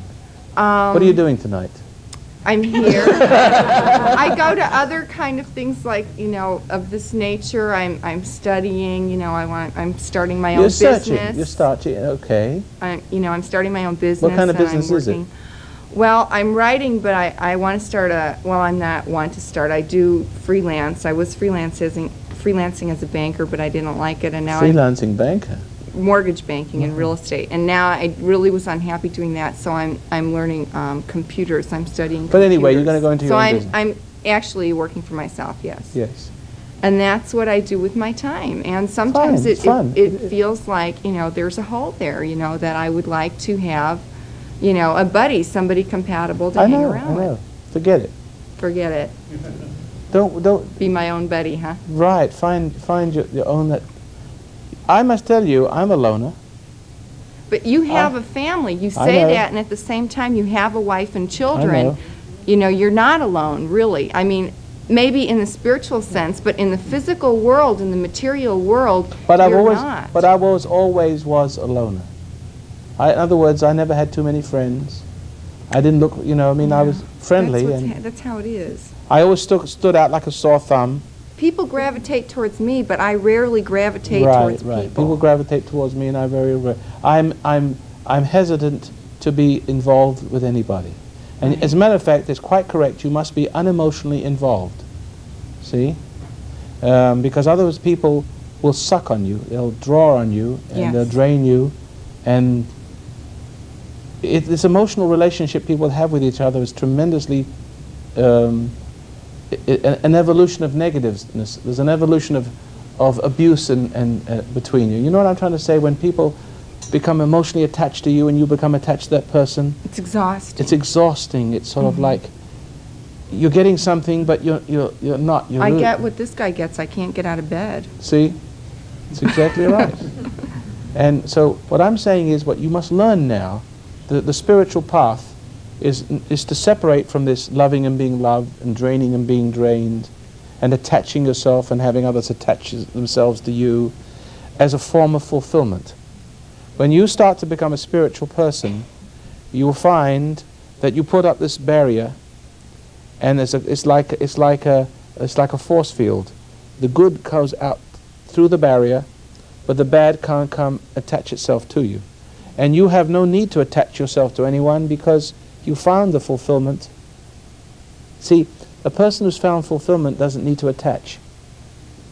A person who needs to attach then has to find someone who needs to attach to them. Because unless you allow someone to attach themselves to you, you can't draw from them either. You have need, the other person has a need. And we are used to getting this from one another. You draw from me and I draw from you. I won't go into the details of what we're drawing from each other. The male and female thing is typical. But the point is, there's something that's missing in us that we think we can draw from people. Woman is typical about men. And men also feel like they're not complete unless they emotionally involve themselves with a woman. And a woman allows the emotional involvement because she wants something that completes her. See, what happens that men become women and women become men and no one knows who the hell they are anymore. See, we're drawing a sense of who we are from one another. And that is as a result of original sin. If Adam in the garden had listened to his conscience, he wouldn't have had the wrong relationship with the woman. And the woman wouldn't have had the wrong relationship with the man. See, because when man listened to the woman, and he still does, when the man didn't listen to his conscience and opted for the forbidden fruit of pride, he became separated from the life force within him. And the woman became, what was in the woman, the spirit of the woman, became his center. So the new man, the fallen man, was no longer the spiritual man, but slowly he began, the dark side of him, the natural side, began to take over, and the spiritual side began to diminish. But this new identity, which all of us get through corruption, like you see a drug addict gets involved with the pusher. The pusher is involved with the drug addict. They're involved with each other. They draw something from one another. The pusher gets the money and the life, and the pushover gets the delusions that he is really something he isn't. That's a typical relationship between men and women. They draw from one another. A man gets a sense of identity. A woman gets a sense of power and strength and identity of who she is from the failing of men. And this is the typical man-woman relationship that poets and screenwriters write music about. Follow? Write ballads about. They glorify it. But there's something wrong with this relationship, and you are beginning to see that this emotional involvement, it drains. It has a dead end to it. You actually are less as a result of your relationship and not more, and you've degraded another, and you've degraded yourself, haven't you? Yeah. And you've seen it in all of your relationships, haven't you? This last one was like, at the end, we were both so exhausted. I mean, both of us were just like wiped out. Yeah, that's it. You know. But tell me about it, and you go find somebody else to try to renew yourself, and you wipe each other out even more. And this one, like at the second or third date, at the very beginning, I knew inside that this was what the outcome would be, and I went for it anyways, and it's like, I can't do that again. But you see, that's the problem now. You are becoming a mature woman, and you are becoming mature because of your listening to me. You found a man that loves you. I love you. I don't love you. I don't love you. I know. I'm like the dad. I'm distant from you, but you know that I care. I care for everybody in this room, but I have no favorites. No one sits on my knee. I am distant. I'm alone. I'm the same way with my wife. I don't kiss her and I don't hug her anymore. I don't do anything anymore because I got past that stage of doing it because I'm into something better and much higher. See? And that something higher is into me. But if I'm into my wife and my wife's into me, I'm in trouble. See? Because there's no God there. You follow that? You have to give up one for the other. So how can there be like some kind of communion to where you get, like get married and have a family and children? Listen, it might be very well that you may meet a man one day, and when you meet this man, it will not be the same relationship as you have, the kind of relationship you've been having with men. Well, I hope not. You see? And you see, there won't be that abuse. There won't be that finding who you are from one another, completing yourself by this very, very closer and closer and closer emotional thing between each other until each one of you merges as the other. You know what I mean? See? Because you've made the other person your God, so you've become that person. And the only way you can be is to get deeper into that person to draw your being from. To submerge yourself in that other person's love as if they were God. But while you're escaping from the truth of what's happening, because after you emerge from that, you're guilty as hell. And how do you get rid of the guilt? The emptiness, because you've been drained. You've been drained or you've drained, and what you've got doesn't belong to you. You know, you feel unclean, masculine, dirty. It's exactly. Is that right? It's exactly what happened. See? And I realized it today. It's been over for 3 months, and today I realized what I did. You can't get it out of you. You don't want to get rid of it. I try and shake it. See? It clings to you. Like. But yeah. But so, in realizing, though, what happened, it's like the light bulb went on. I mean, this happens to me all the time, you know, and even though it's after the fact, I knew before, and I know. Even before I went in, I knew. Except for the difference is now I'm not willing to go through this again. Right. You know, it's history. But you reached kind a of thing. threshold of consciousness through pain and suffering. Right. You've learned about this thing called love. Addicted to love. Right? You've understood it. And you're smart enough now to transcend it. So the only thing that you've transcended, gone, is the stinky part, this loathsome, this lying, romantic delusion, destructive and self-destruction, which every other idiot does in the pit, and then seeks glorification for. Everybody's proud of this filth that they practice, they call love. You're beyond this. Now there can be marriage for you. There can be in the right way, but there's a man that wants a woman like you, but there Where? Well, the point, hands up. Am I bid $20?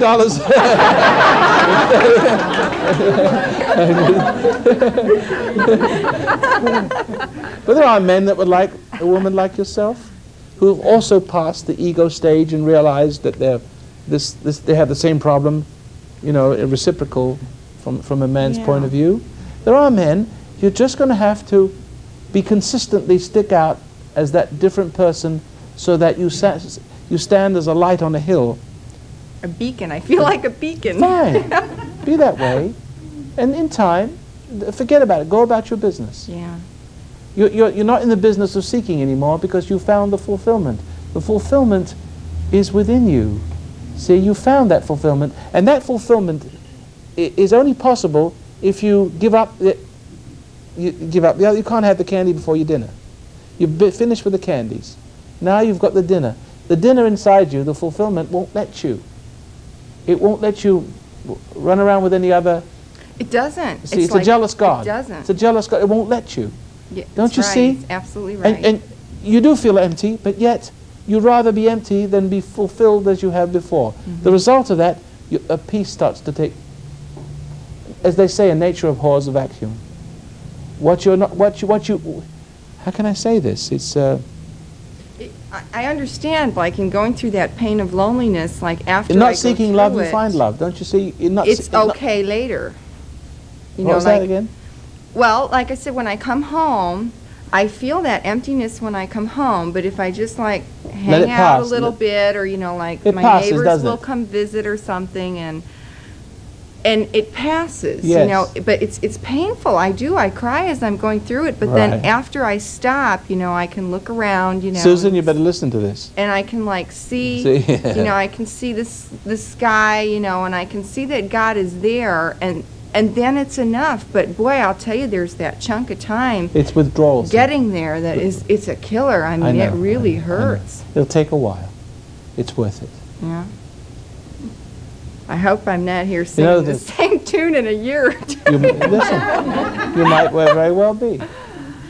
Yeah. But but if you went the other way, you'd know where you'd be. You know which direction you'd be going if you went the other way. I don't think I could go. Then if you're not going the wrong way, you're going the right way. And you're going to meet a person one day that's also going the right way. But you must be consistent with it. And they will see your consistency and you will see their consistency, and that there'll be a meeting of souls. And then you'll be friends. And you'll be friends for a long time. And then one day, this friend will say, let's get married. You say, okay. And you marry your friend. None of that sickly romantic stuff, forget it. I believe, you know, what you're saying to be true, I do. You do. Let everybody do it the way they want. Any more questions? Yes, we'll take you. Is it on the subject? Yes. Wow, then maybe I should sit down. Since I've been coming in to hear you and listen to the things that you've said, Mr. Masters, at first I didn't see back as far as I'm beginning to see every day that goes by. What I have, I would just like to say this, that what I have noticed is that, see, I've been always in some way, I listened to a radio program once where you exercised the man on the radio. Yeah. For some strange reason, I was jealous. Jealous? Yes, isn't that odd? But every day that I listen, so I started coming here in hopes that you would do the same thing to me, because I wanted to do the same thing I've always done most of my life. Take the responsibility of my own life off and give it to someone else. It's an odd thing. That is the meaning of that. I've been doing a weird thing with you, but you haven't been doing it. I've been doing it. Yes. But you see yourself doing it. Yes, sir, because I don't do. play the game. Well, that's what woke me up to it. You never did what I wanted you to do. And that And then was, you could see yourself trying to make me do it. well, I was tricking. Isn't that right, Susan? I've got a thing going with Susan over here. I've been tricking you, and I've even convinced my wife that you haven't done your job. You know what I'm saying? If that makes any sense. Yeah, it's like it's you're not very doing interesting to me. You're not being fair to me, I thought.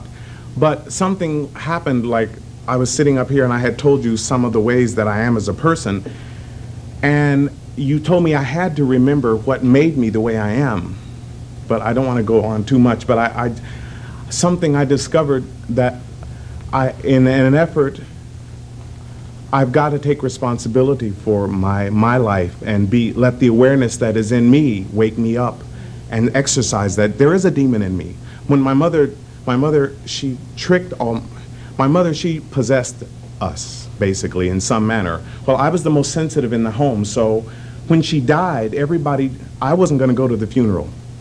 Something happened to me in the house during the funeral. She got into me. She really did. I went to my mom's funeral, and I tried to go to sleep in the house, and this thing covered me. I knew it got into me, sir. It did. Well, I've always known it. Maybe you do need my services. Well,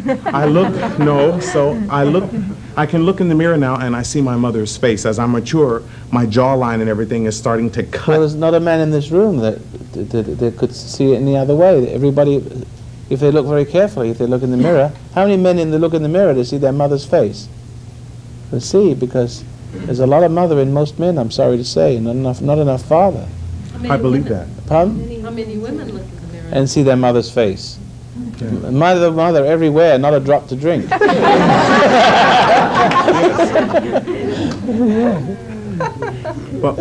But my whole point, though, it's funny, but I do know that something's been happening. Like as I meditate, I'm lying in bed. This thing doesn't want me to meditate because it knows that periodically there is a separation, and my mother is there, and I'm there by myself, aware of the fact that my mother is sleeping in my body with me. It's kind of odd. She only comes out when she wants me to do something weird. That sounds really dumb, but it's... No, it doesn't sound. And because she was perverted. And when I meditate, I start to jump all over the bed. Without me really jumping all over the bed, my body just starts flipping and flopping like an animal. And I can't last. It gets so drastic that I can't last through the meditation. But I persist. You can go on all night with this, but what's the point now? But I wanted... Is there some succinct point that you can make? Yeah, I just wanted to say that I do see something happen while I was sitting here tonight, that I thought there should be some sort of shock as a man begins to graduate away from what he used to be. But I've discovered tonight, listening to you, that it's just for me, it's just a progression on consistently sitting down and meditating and allowing it to be. I have to tell you something about this. So we only got 5 minutes before the end of the show, and thank you for the comments. But I remember, since we're winding up on this subject anyway, of something inside us. There's something inside us. Well, there's something inside us. It's inside of everybody, And we have, we call this condition schizophrenia, where we have another side. And some people have multiple personalities. But people have voices talking to them, people have identities inside them, but we are all afraid to mention that this is the case because otherwise people think we're crazy. But I would say 90% of the population are possessed by something that's not really them. And this is what causes people to do the crazy things they do, the antisocial things, the self-destructive things, because they're not listening to their own sensible mind, they're not listening to their own rational mind, they're listening to something that's made a home in them that has an intelligence of its own, and it draws thoughts like, you know how iron filings are drawn to a magnet? You can see the shape of the magnet, the magnetic field when you ever did that scientific experiment? Well, see, when this thing gets inside you, it's able to draw thoughts to its spiritual center. So your thoughts take the form. All the psychology in the world can't cure you. As long as this thing sits inside you, this identity. We often talk about, who are we? America has an identity crisis. We don't know who we are anymore. We try to identify with this or that. But as long as this thing sits inside us, and it has, and trauma is the way it enters. Trauma, cruelty of a parent, cruelty of a priest or teacher or someone in our lives. And it gets inside us and it governs our behavior and it dictates our behavior, And mine came out. I didn't know I had one. I was happy, strong, resilient. And yet I was meditating one night and all of a sudden my mouth turned down. 26 years ago, 27 years ago, all of a sudden, like this, and my ears turned up, and I could feel my hand turn to claws, and suddenly I saw a space that was so black. I've never seen black like it. Never seen. It was the most frightening black. It was. Close my eyes, I can't see black. Even in a dark room, it's light. And then I cried out to God. I did the right thing, and then all of a sudden it disappeared, and I couldn't see black anymore. But I know that a lot of people go through life with a blackness in them, a frightening blackness. They're afraid to even close their eyes. Is that right? See? So, but they have this thing inside them that draws thoughts and perverted behavior patterns and suggested lurid things and mocks them and laughs at them and nags them to, you're a homosexual, and so after all it keeps nagging you, telling you that why don't you do it after, then you'll end up doing it just to get it, just to see if you get rid of it, and it laughs at you and makes you do it again. You see, you're nodding your head, right? You understand? It's the truth. But maybe we can talk about this in our next discussion, because we've got 2 minutes before the end.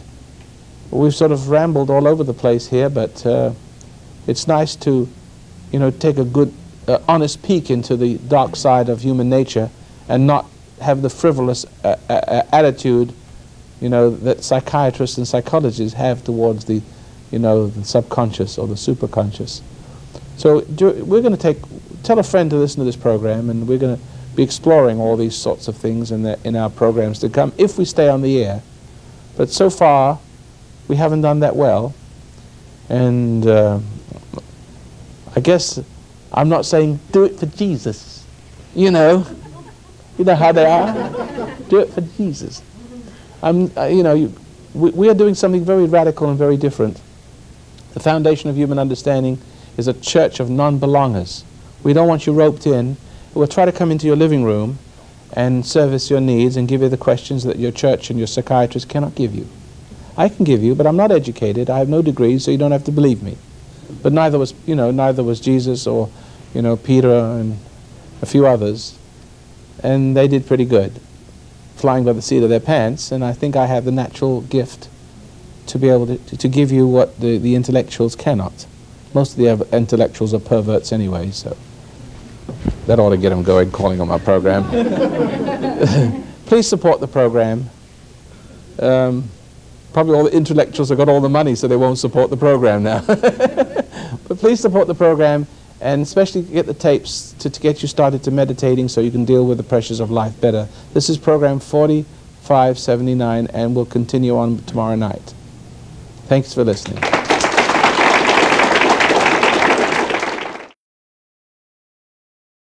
The foundation of human understanding teaches an observation exercise, often called meditation, which permits you to become objective toward your problems and allows your heartaches, bad habits, fears and anxieties to be completely eliminated from your life without effort on your part. Until you have begun to practice this exercise, much of what you see and hear on the following program may be shocking and upsetting to you. But if you will listen calmly and with an open mind, you may discover the key to the peace of mind and joy for which you've been searching all of your life. And now, from the foundation of human understanding, here is Roy Masters. Welcome once again to the program, How to Control Your Emotions. And we're going to teach you that by means of a cassette, and 3 cassettes in a book. And it'll be announced at the end of the program how you can receive this material. No charge if you can't afford it, and very inexpensive if you can. But we're into the sort of question and answer stage. This is our last segment for the week. We're on Monday through Friday. So we have some people who've been sort of itching to ask a question. So there's a gentleman right here in the front. Then we have a lady in the purple, is it purple red dress or something? Okay, let's take this gentleman right here. Roy, I have a question that concerns how do you overcome the fear of entering the impersonal life? Let's see, I didn't quite get that. Giving up the old nature to put on the new nature. Yeah. How do you overcome that fear of the threshold, if you will? How do you overcome the fear of dying and being born again? Yes. Oh dear, I don't know. I know life has to be, anything can be better than the life you're living. And there's something in your search for truth, you know that there's a beyond that tells you that you've got to lay down this life. You can't see what you're getting into. You can't see what advantage you're getting up when you're giving up sex, or when you're giving up food, or when you're giving up some perverted thinking, or giving up your records. There's a great big emptiness in your life when you start to even to think of giving up these selfish enjoyments. These things that have gratified this earthy ego of yours that have come from the earth. It's come through the corruption, the violation in your early formative years. You have to feed it. It's a selfish thing, and the more you give it, the more it wants, because it gets bigger to want. You see what I mean? It gets bigger inside you to want more pleasures. It becomes guiltier, of course. But the point is, there's a real you right alongside this other you see, and for a long time you've identified the not you with the real you. You thought the things it wanted, the selfish part of you, is the thing you wanted. And for a long time you gave in to that. And you thought, well, this is not natural and this is groovy, so you grooved yourself and you satiated your greed, you know what I mean? And then you found out you're more guilty as a result of that. That somehow you're coming in conflict with another potential. And you can't understand the nature of this potential. All you feel it's like a threshold, but as you grow into this, up to this threshold, you can't see this threshold, but this threshold can see you. And you know you're being observed. And this observation is called guilt. And you know that you're not taking shape according to it, but you can't feel it, taste it, touch it, or smell it, but it's sitting in there telling you that you're wrong. There's something wrong with the way you exist. See? So I don't know the mechanics. I don't think there's a mechanics of crossing the threshold and determining that you want this other life that you can't see, taste, touch, or smell, but is there, bothering you about the life you are living, tasting, touching, and smelling. You know what I mean? Too much. But it has something in store for you, and you can't see it. So when I first started to lay down those things which were pleasant to the eyes and to the sound and touch, and those silky things that are soothing and fulfilling and compelling, addictive, and yet you knew they were creating, compounding your compulsion and your hopelessness and fears.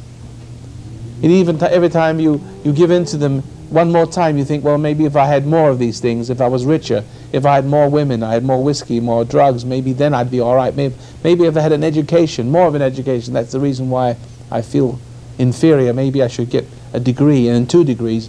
But you see that it's just lying to you. That the more you have, the more you want and the less you are what you're supposed to be. So there's got to come a time in your life when you know then in order to find this other life to make your conscience happy, you know what I mean, you're going to have to give up the things that made you happy. And that's not an easy thing to do. But I don't understand the mechanics of it. I just know that some of us are willing to take the chance and go off, take a step out into inner space and hold our nose and hope for the best. Not knowing what reward, and not knowing that anything must be better than the life we're living. It's a beyond you have to travel into. And you just have to be patient and wait to see it unfold. Because when you first start, it doesn't give you instant results. It's like a thief in the night. The results are very subtle. Just like the life of sin that you lived in selfishness. It crept up on you slowly and subtly until one morning you woke up in a mess, didn't you? Well, then you lay down that life and you'll pick up this life and you'll see things starting to change, maybe just a little bit. So you've got to be very, life is like a production line.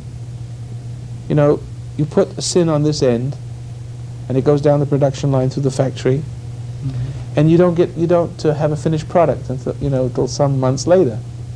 But meanwhile, so therefore you feel kind of confident.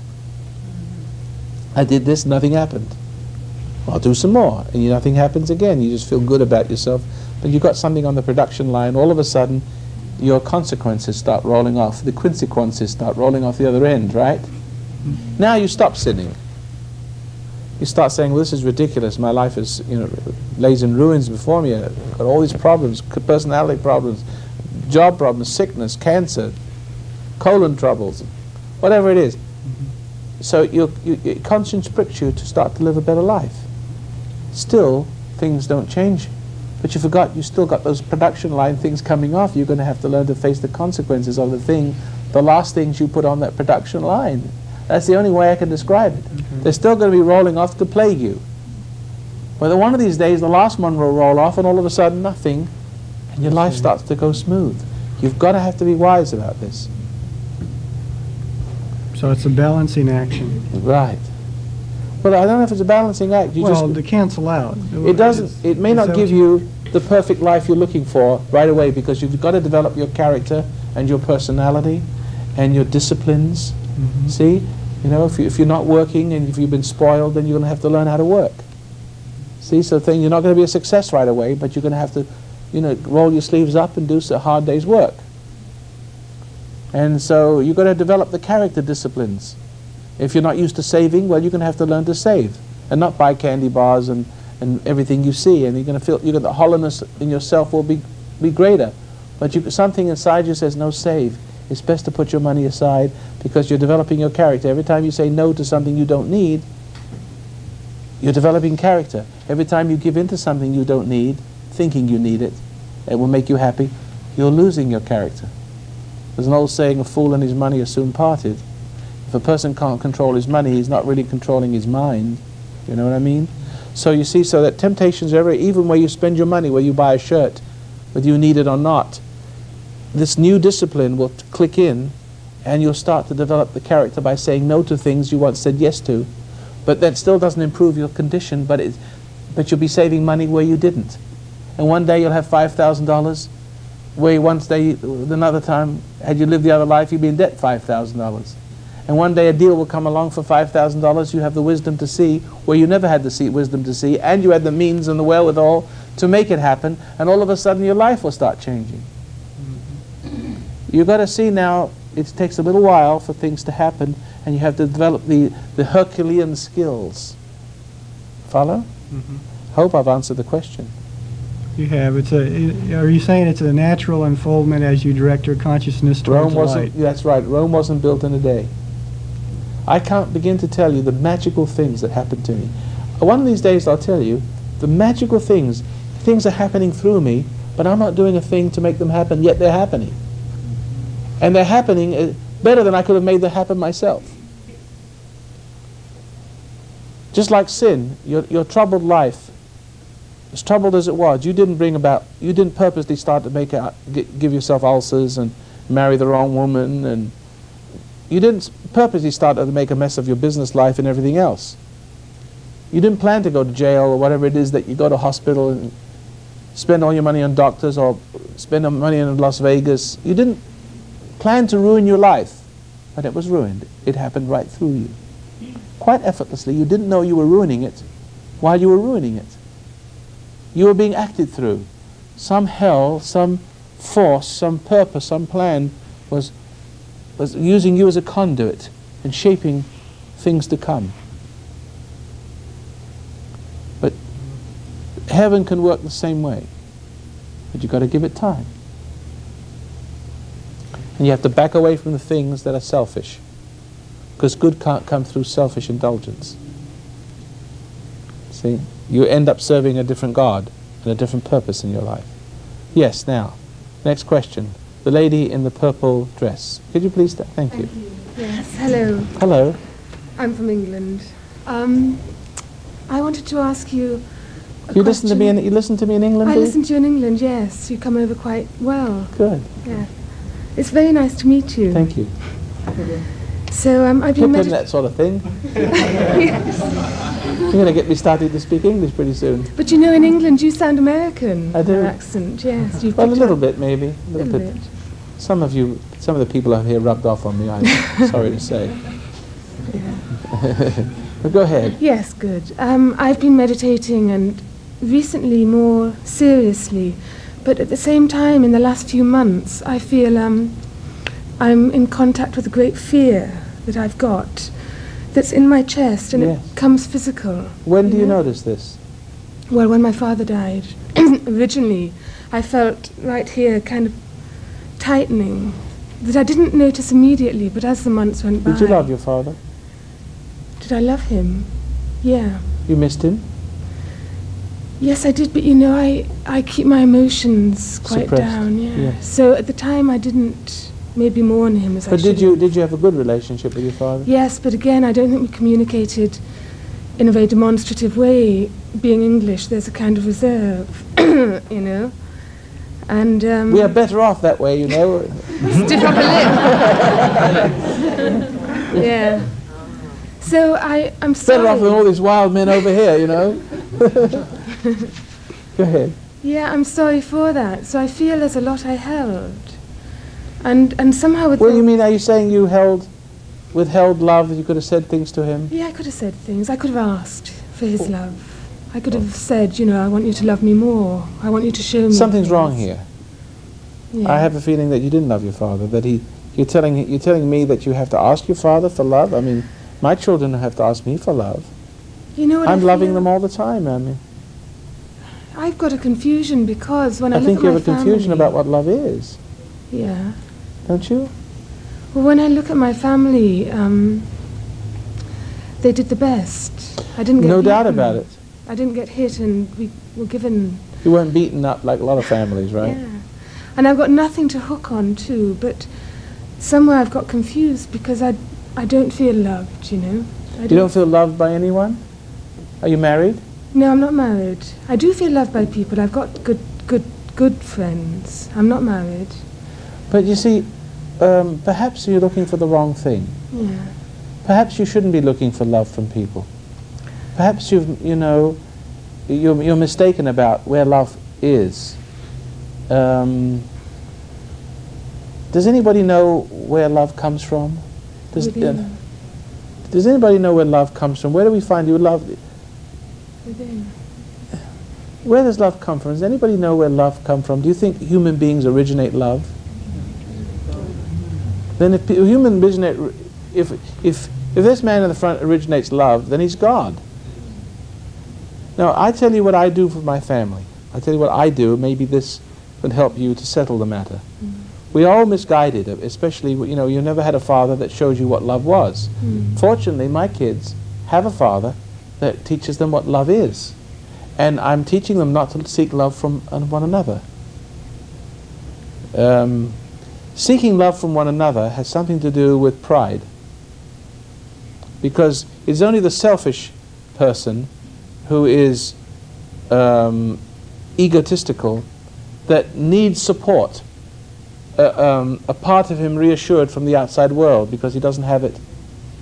He's not complete within himself.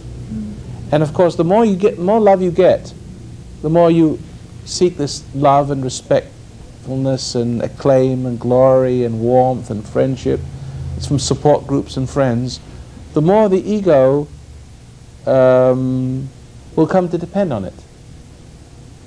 And then eventually you're going to find yourself a slave for the sake of this love. Do you find yourself a slave for the sake of it? Have you ever? Yeah, I do in certain circumstances. Well, you see that what love is it that makes you a slave for the sake of it? Yeah. See, because if you're an ego, you'll start realizing that you are a slave for it, but that very ego that wants to be served hates to realize it's a slave. Ah, but when that moment of realization comes to realize you're a slave for the sake of love, you find yourself in a very inferior position, in a less position rather than in a more position as a result of loving and being loved. Do you follow that? Yeah. Okay, so now, if you have followed the course of seeking love and have found it, you're in trouble. But what if you have been seeking love and you haven't found it? Then you're in trouble again because you resent not having it, because you feel like it is your due and that people should accord you that. See, this ego feels like a prince, and that we've come into this world and people should recognize us. I remember 7 years old walking down the street one time, and suddenly I was conscious I was alive. You know, you walk around in a dream when you're a kid. Life is a kind of a dream. And then every now and then it's sort of peppered, punctuated by moments of sudden awareness that here I am. I'm in my body. Who knows what I'm talking about? So I'm standing, walking down the street in my body, looking around, and there's this Rolls Royce that comes down around the corner and stops, and these very wealthy people get out. And all of a sudden I see myself saying, here I am, why don't you recognize me? Why don't you discover me? Who knows what I'm talking about? See, we all think we're kings and queens, and here we are, this prince from some heavenly realm, and we must be recognized. Why doesn't people recognize us? This is the silly feeling of recognition. But resentment and hostility enhances the need to be recognized because it makes you guilty. Resentment separates you from the love of God and sets you up for the love of people. Follow? Because when you are tempted to be resentful, the spirit of pride enters, and this is the spirit of pride that stands unholy in the place of the holy, feeling awkward, feeling something missing, but feeling that its divine due is out there somewhere, you see, in its kingdom. So that, in one sense, if you get the love, you become a slave for the sake of it, and your second condition is worse than the first. If you don't get the love, then your second condition is worse than the first, because you'll get upset. You become upset because people don't recognize you. You're trying to make an impression on people, and then people they either reject you because you're clumsy in your efforts to get love, or you do things for love and people take advantage of it, and they don't give you what you're part of the deal. See? And then you start to be resentful, and that resentment sets you up in your guilt to seek more love to assuage that. You find yourself again becoming a slave for the sake of love, but never getting it, and becoming a big ball of resentment inside. Follow? Either way. So I'm saying to you that just like the lady who was had problems with men a few months ago. Where is she? Oh, she's gone. Yeah, she had problems with men. As she grew in dignity, she found that she couldn't have that relationship with men anymore, that her dignity forbid her the practice of wenching around and playing the old games. But now there wasn't many men in the world to relate to, because she had to go off on her own because she'd found her fulfillment. She didn't realize it. She may not realize it for years, but she's found the love she's looking for, because she's finding now the other love kind of distasteful, and she's not wanting it. There's something in her that's already is fulfilling her and taking the place of the love she was wanting and was hurting her before. She's found something, and you're the same way. You must find. Yes, I can relate to that very Can you strongly, relate to that what she perfectly? said. Yes. Yes. And it applies to you, doesn't it, what I'm yes. saying to you now? Yes, it You mustn't does. look for love from people. And intellectually I know this, but somehow to get the But being of it. It's a first stage. Yeah. Intellectually, and then, Yes. Then it sinks. See, and then it goes to another level. After all, I am teaching you, I hope that I'm teaching you something, and my intellect is speaking. I'm speaking through my intellect, and of course the first wave of information is intellectual. We have words and we have sound and noises and language, but then the language eventually permeates the soul, and all of a sudden the soul, it awakens it to a parallel knowledge. It's called aha knowledge, understanding. And then as understanding begins to click in very gently, you start to find that you may wake up one morning, you know, all your life up to 25, 26, you're having fun, and you're getting angry and upset, and you're carousing and doing all the sex things, and you don't look like the type, but a lot of people do that. And it's fun, and all of a sudden one morning, taking all those fun things into consideration as being groovy and enjoyable and perfectly natural, no question about it, one morning you wake up and you discover something's changed. You look at the world through a strange and objective eyes, that you're looking at a world through a pair of eyes. You ever see yourself driving down the highway and a pair of hands on the steering wheel? And whose hands are those? Like a movie. Suddenly you find yourself kind of looking through your eyes and as though you're living inside another world, somewhere thousands of miles back in there, and you're looking out through the world. This is called being objective. At the same time, a strange thing happens, that the things you thought were fun suddenly cease to become fun. The big yacht that you wanted for ego reasons, whatever it is, and the things you'd like to do, suddenly making a lot of money all of a sudden is not that important to you. Something's happened. Something through your own searching without realizing, some mystical attitude has been answered. Some mystical reaching has been touched. You had actually been saved. You don't even know it. You don't have to go to a preacher and have Jesus yell and scream and 1,000 Hail Marys said over you. It happens like a thief in the night. You don't know when it happens, but something has changed, and changed what you get out of things and what you want from people. See? And now you become a more giving person. Do you see a giving person in me? A person who loves doing what he does and wants to share and don't you see that I'm trying to share the kind of happiness that I have, which comes from not getting happiness from anything and love from anything?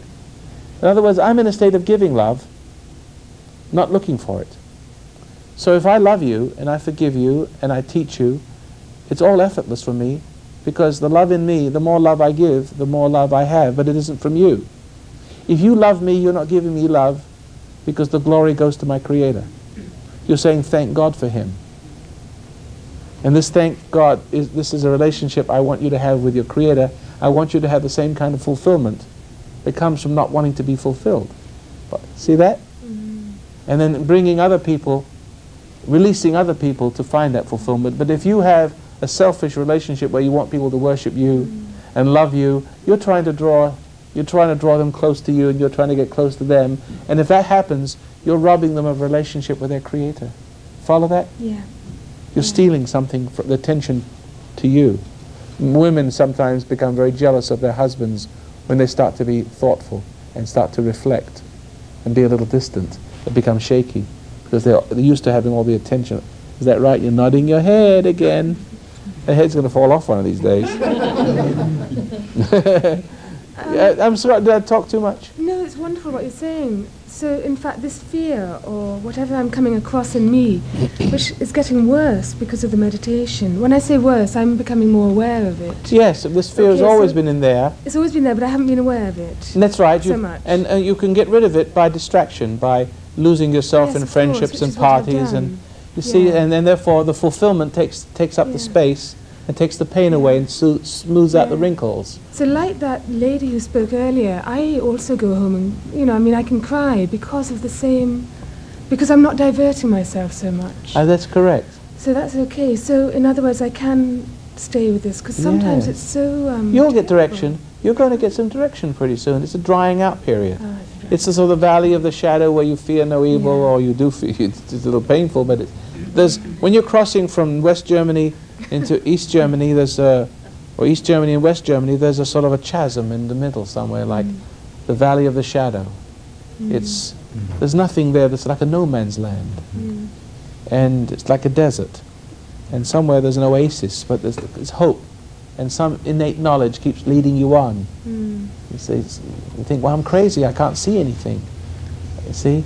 But yet I know to leave this behind. There's only two directions to go. The outer or the inner. And every time you indulge the outer, you're further from the inner and emptier of the inner.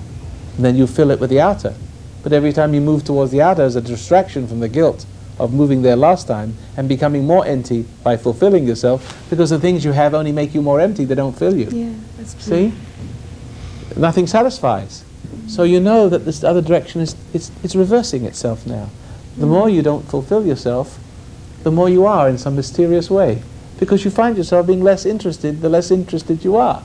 And somehow, you're whole. Everything you need is inside you. The truth of the matter is, everything you'll ever need is within you, waiting to unfold. You must know that.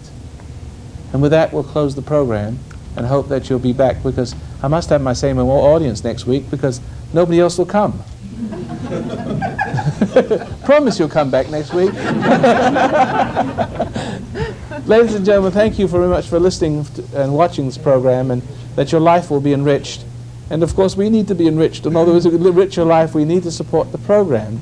And you can support the program by calling or writing, and at least starting with a meditation to teach you how to find this center and find the fulfillment and not the foolfillment. F-O-O-L. You see? There are a lot of fools out there filling themselves. And we would like you to know there's a better way. And we have this way if you'll just write to us. If you don't have the money, we'll share it with you, no cost. This is program 45, and you got your hand over the number. 4579. Dummy. Thank you for listening, and join you next week.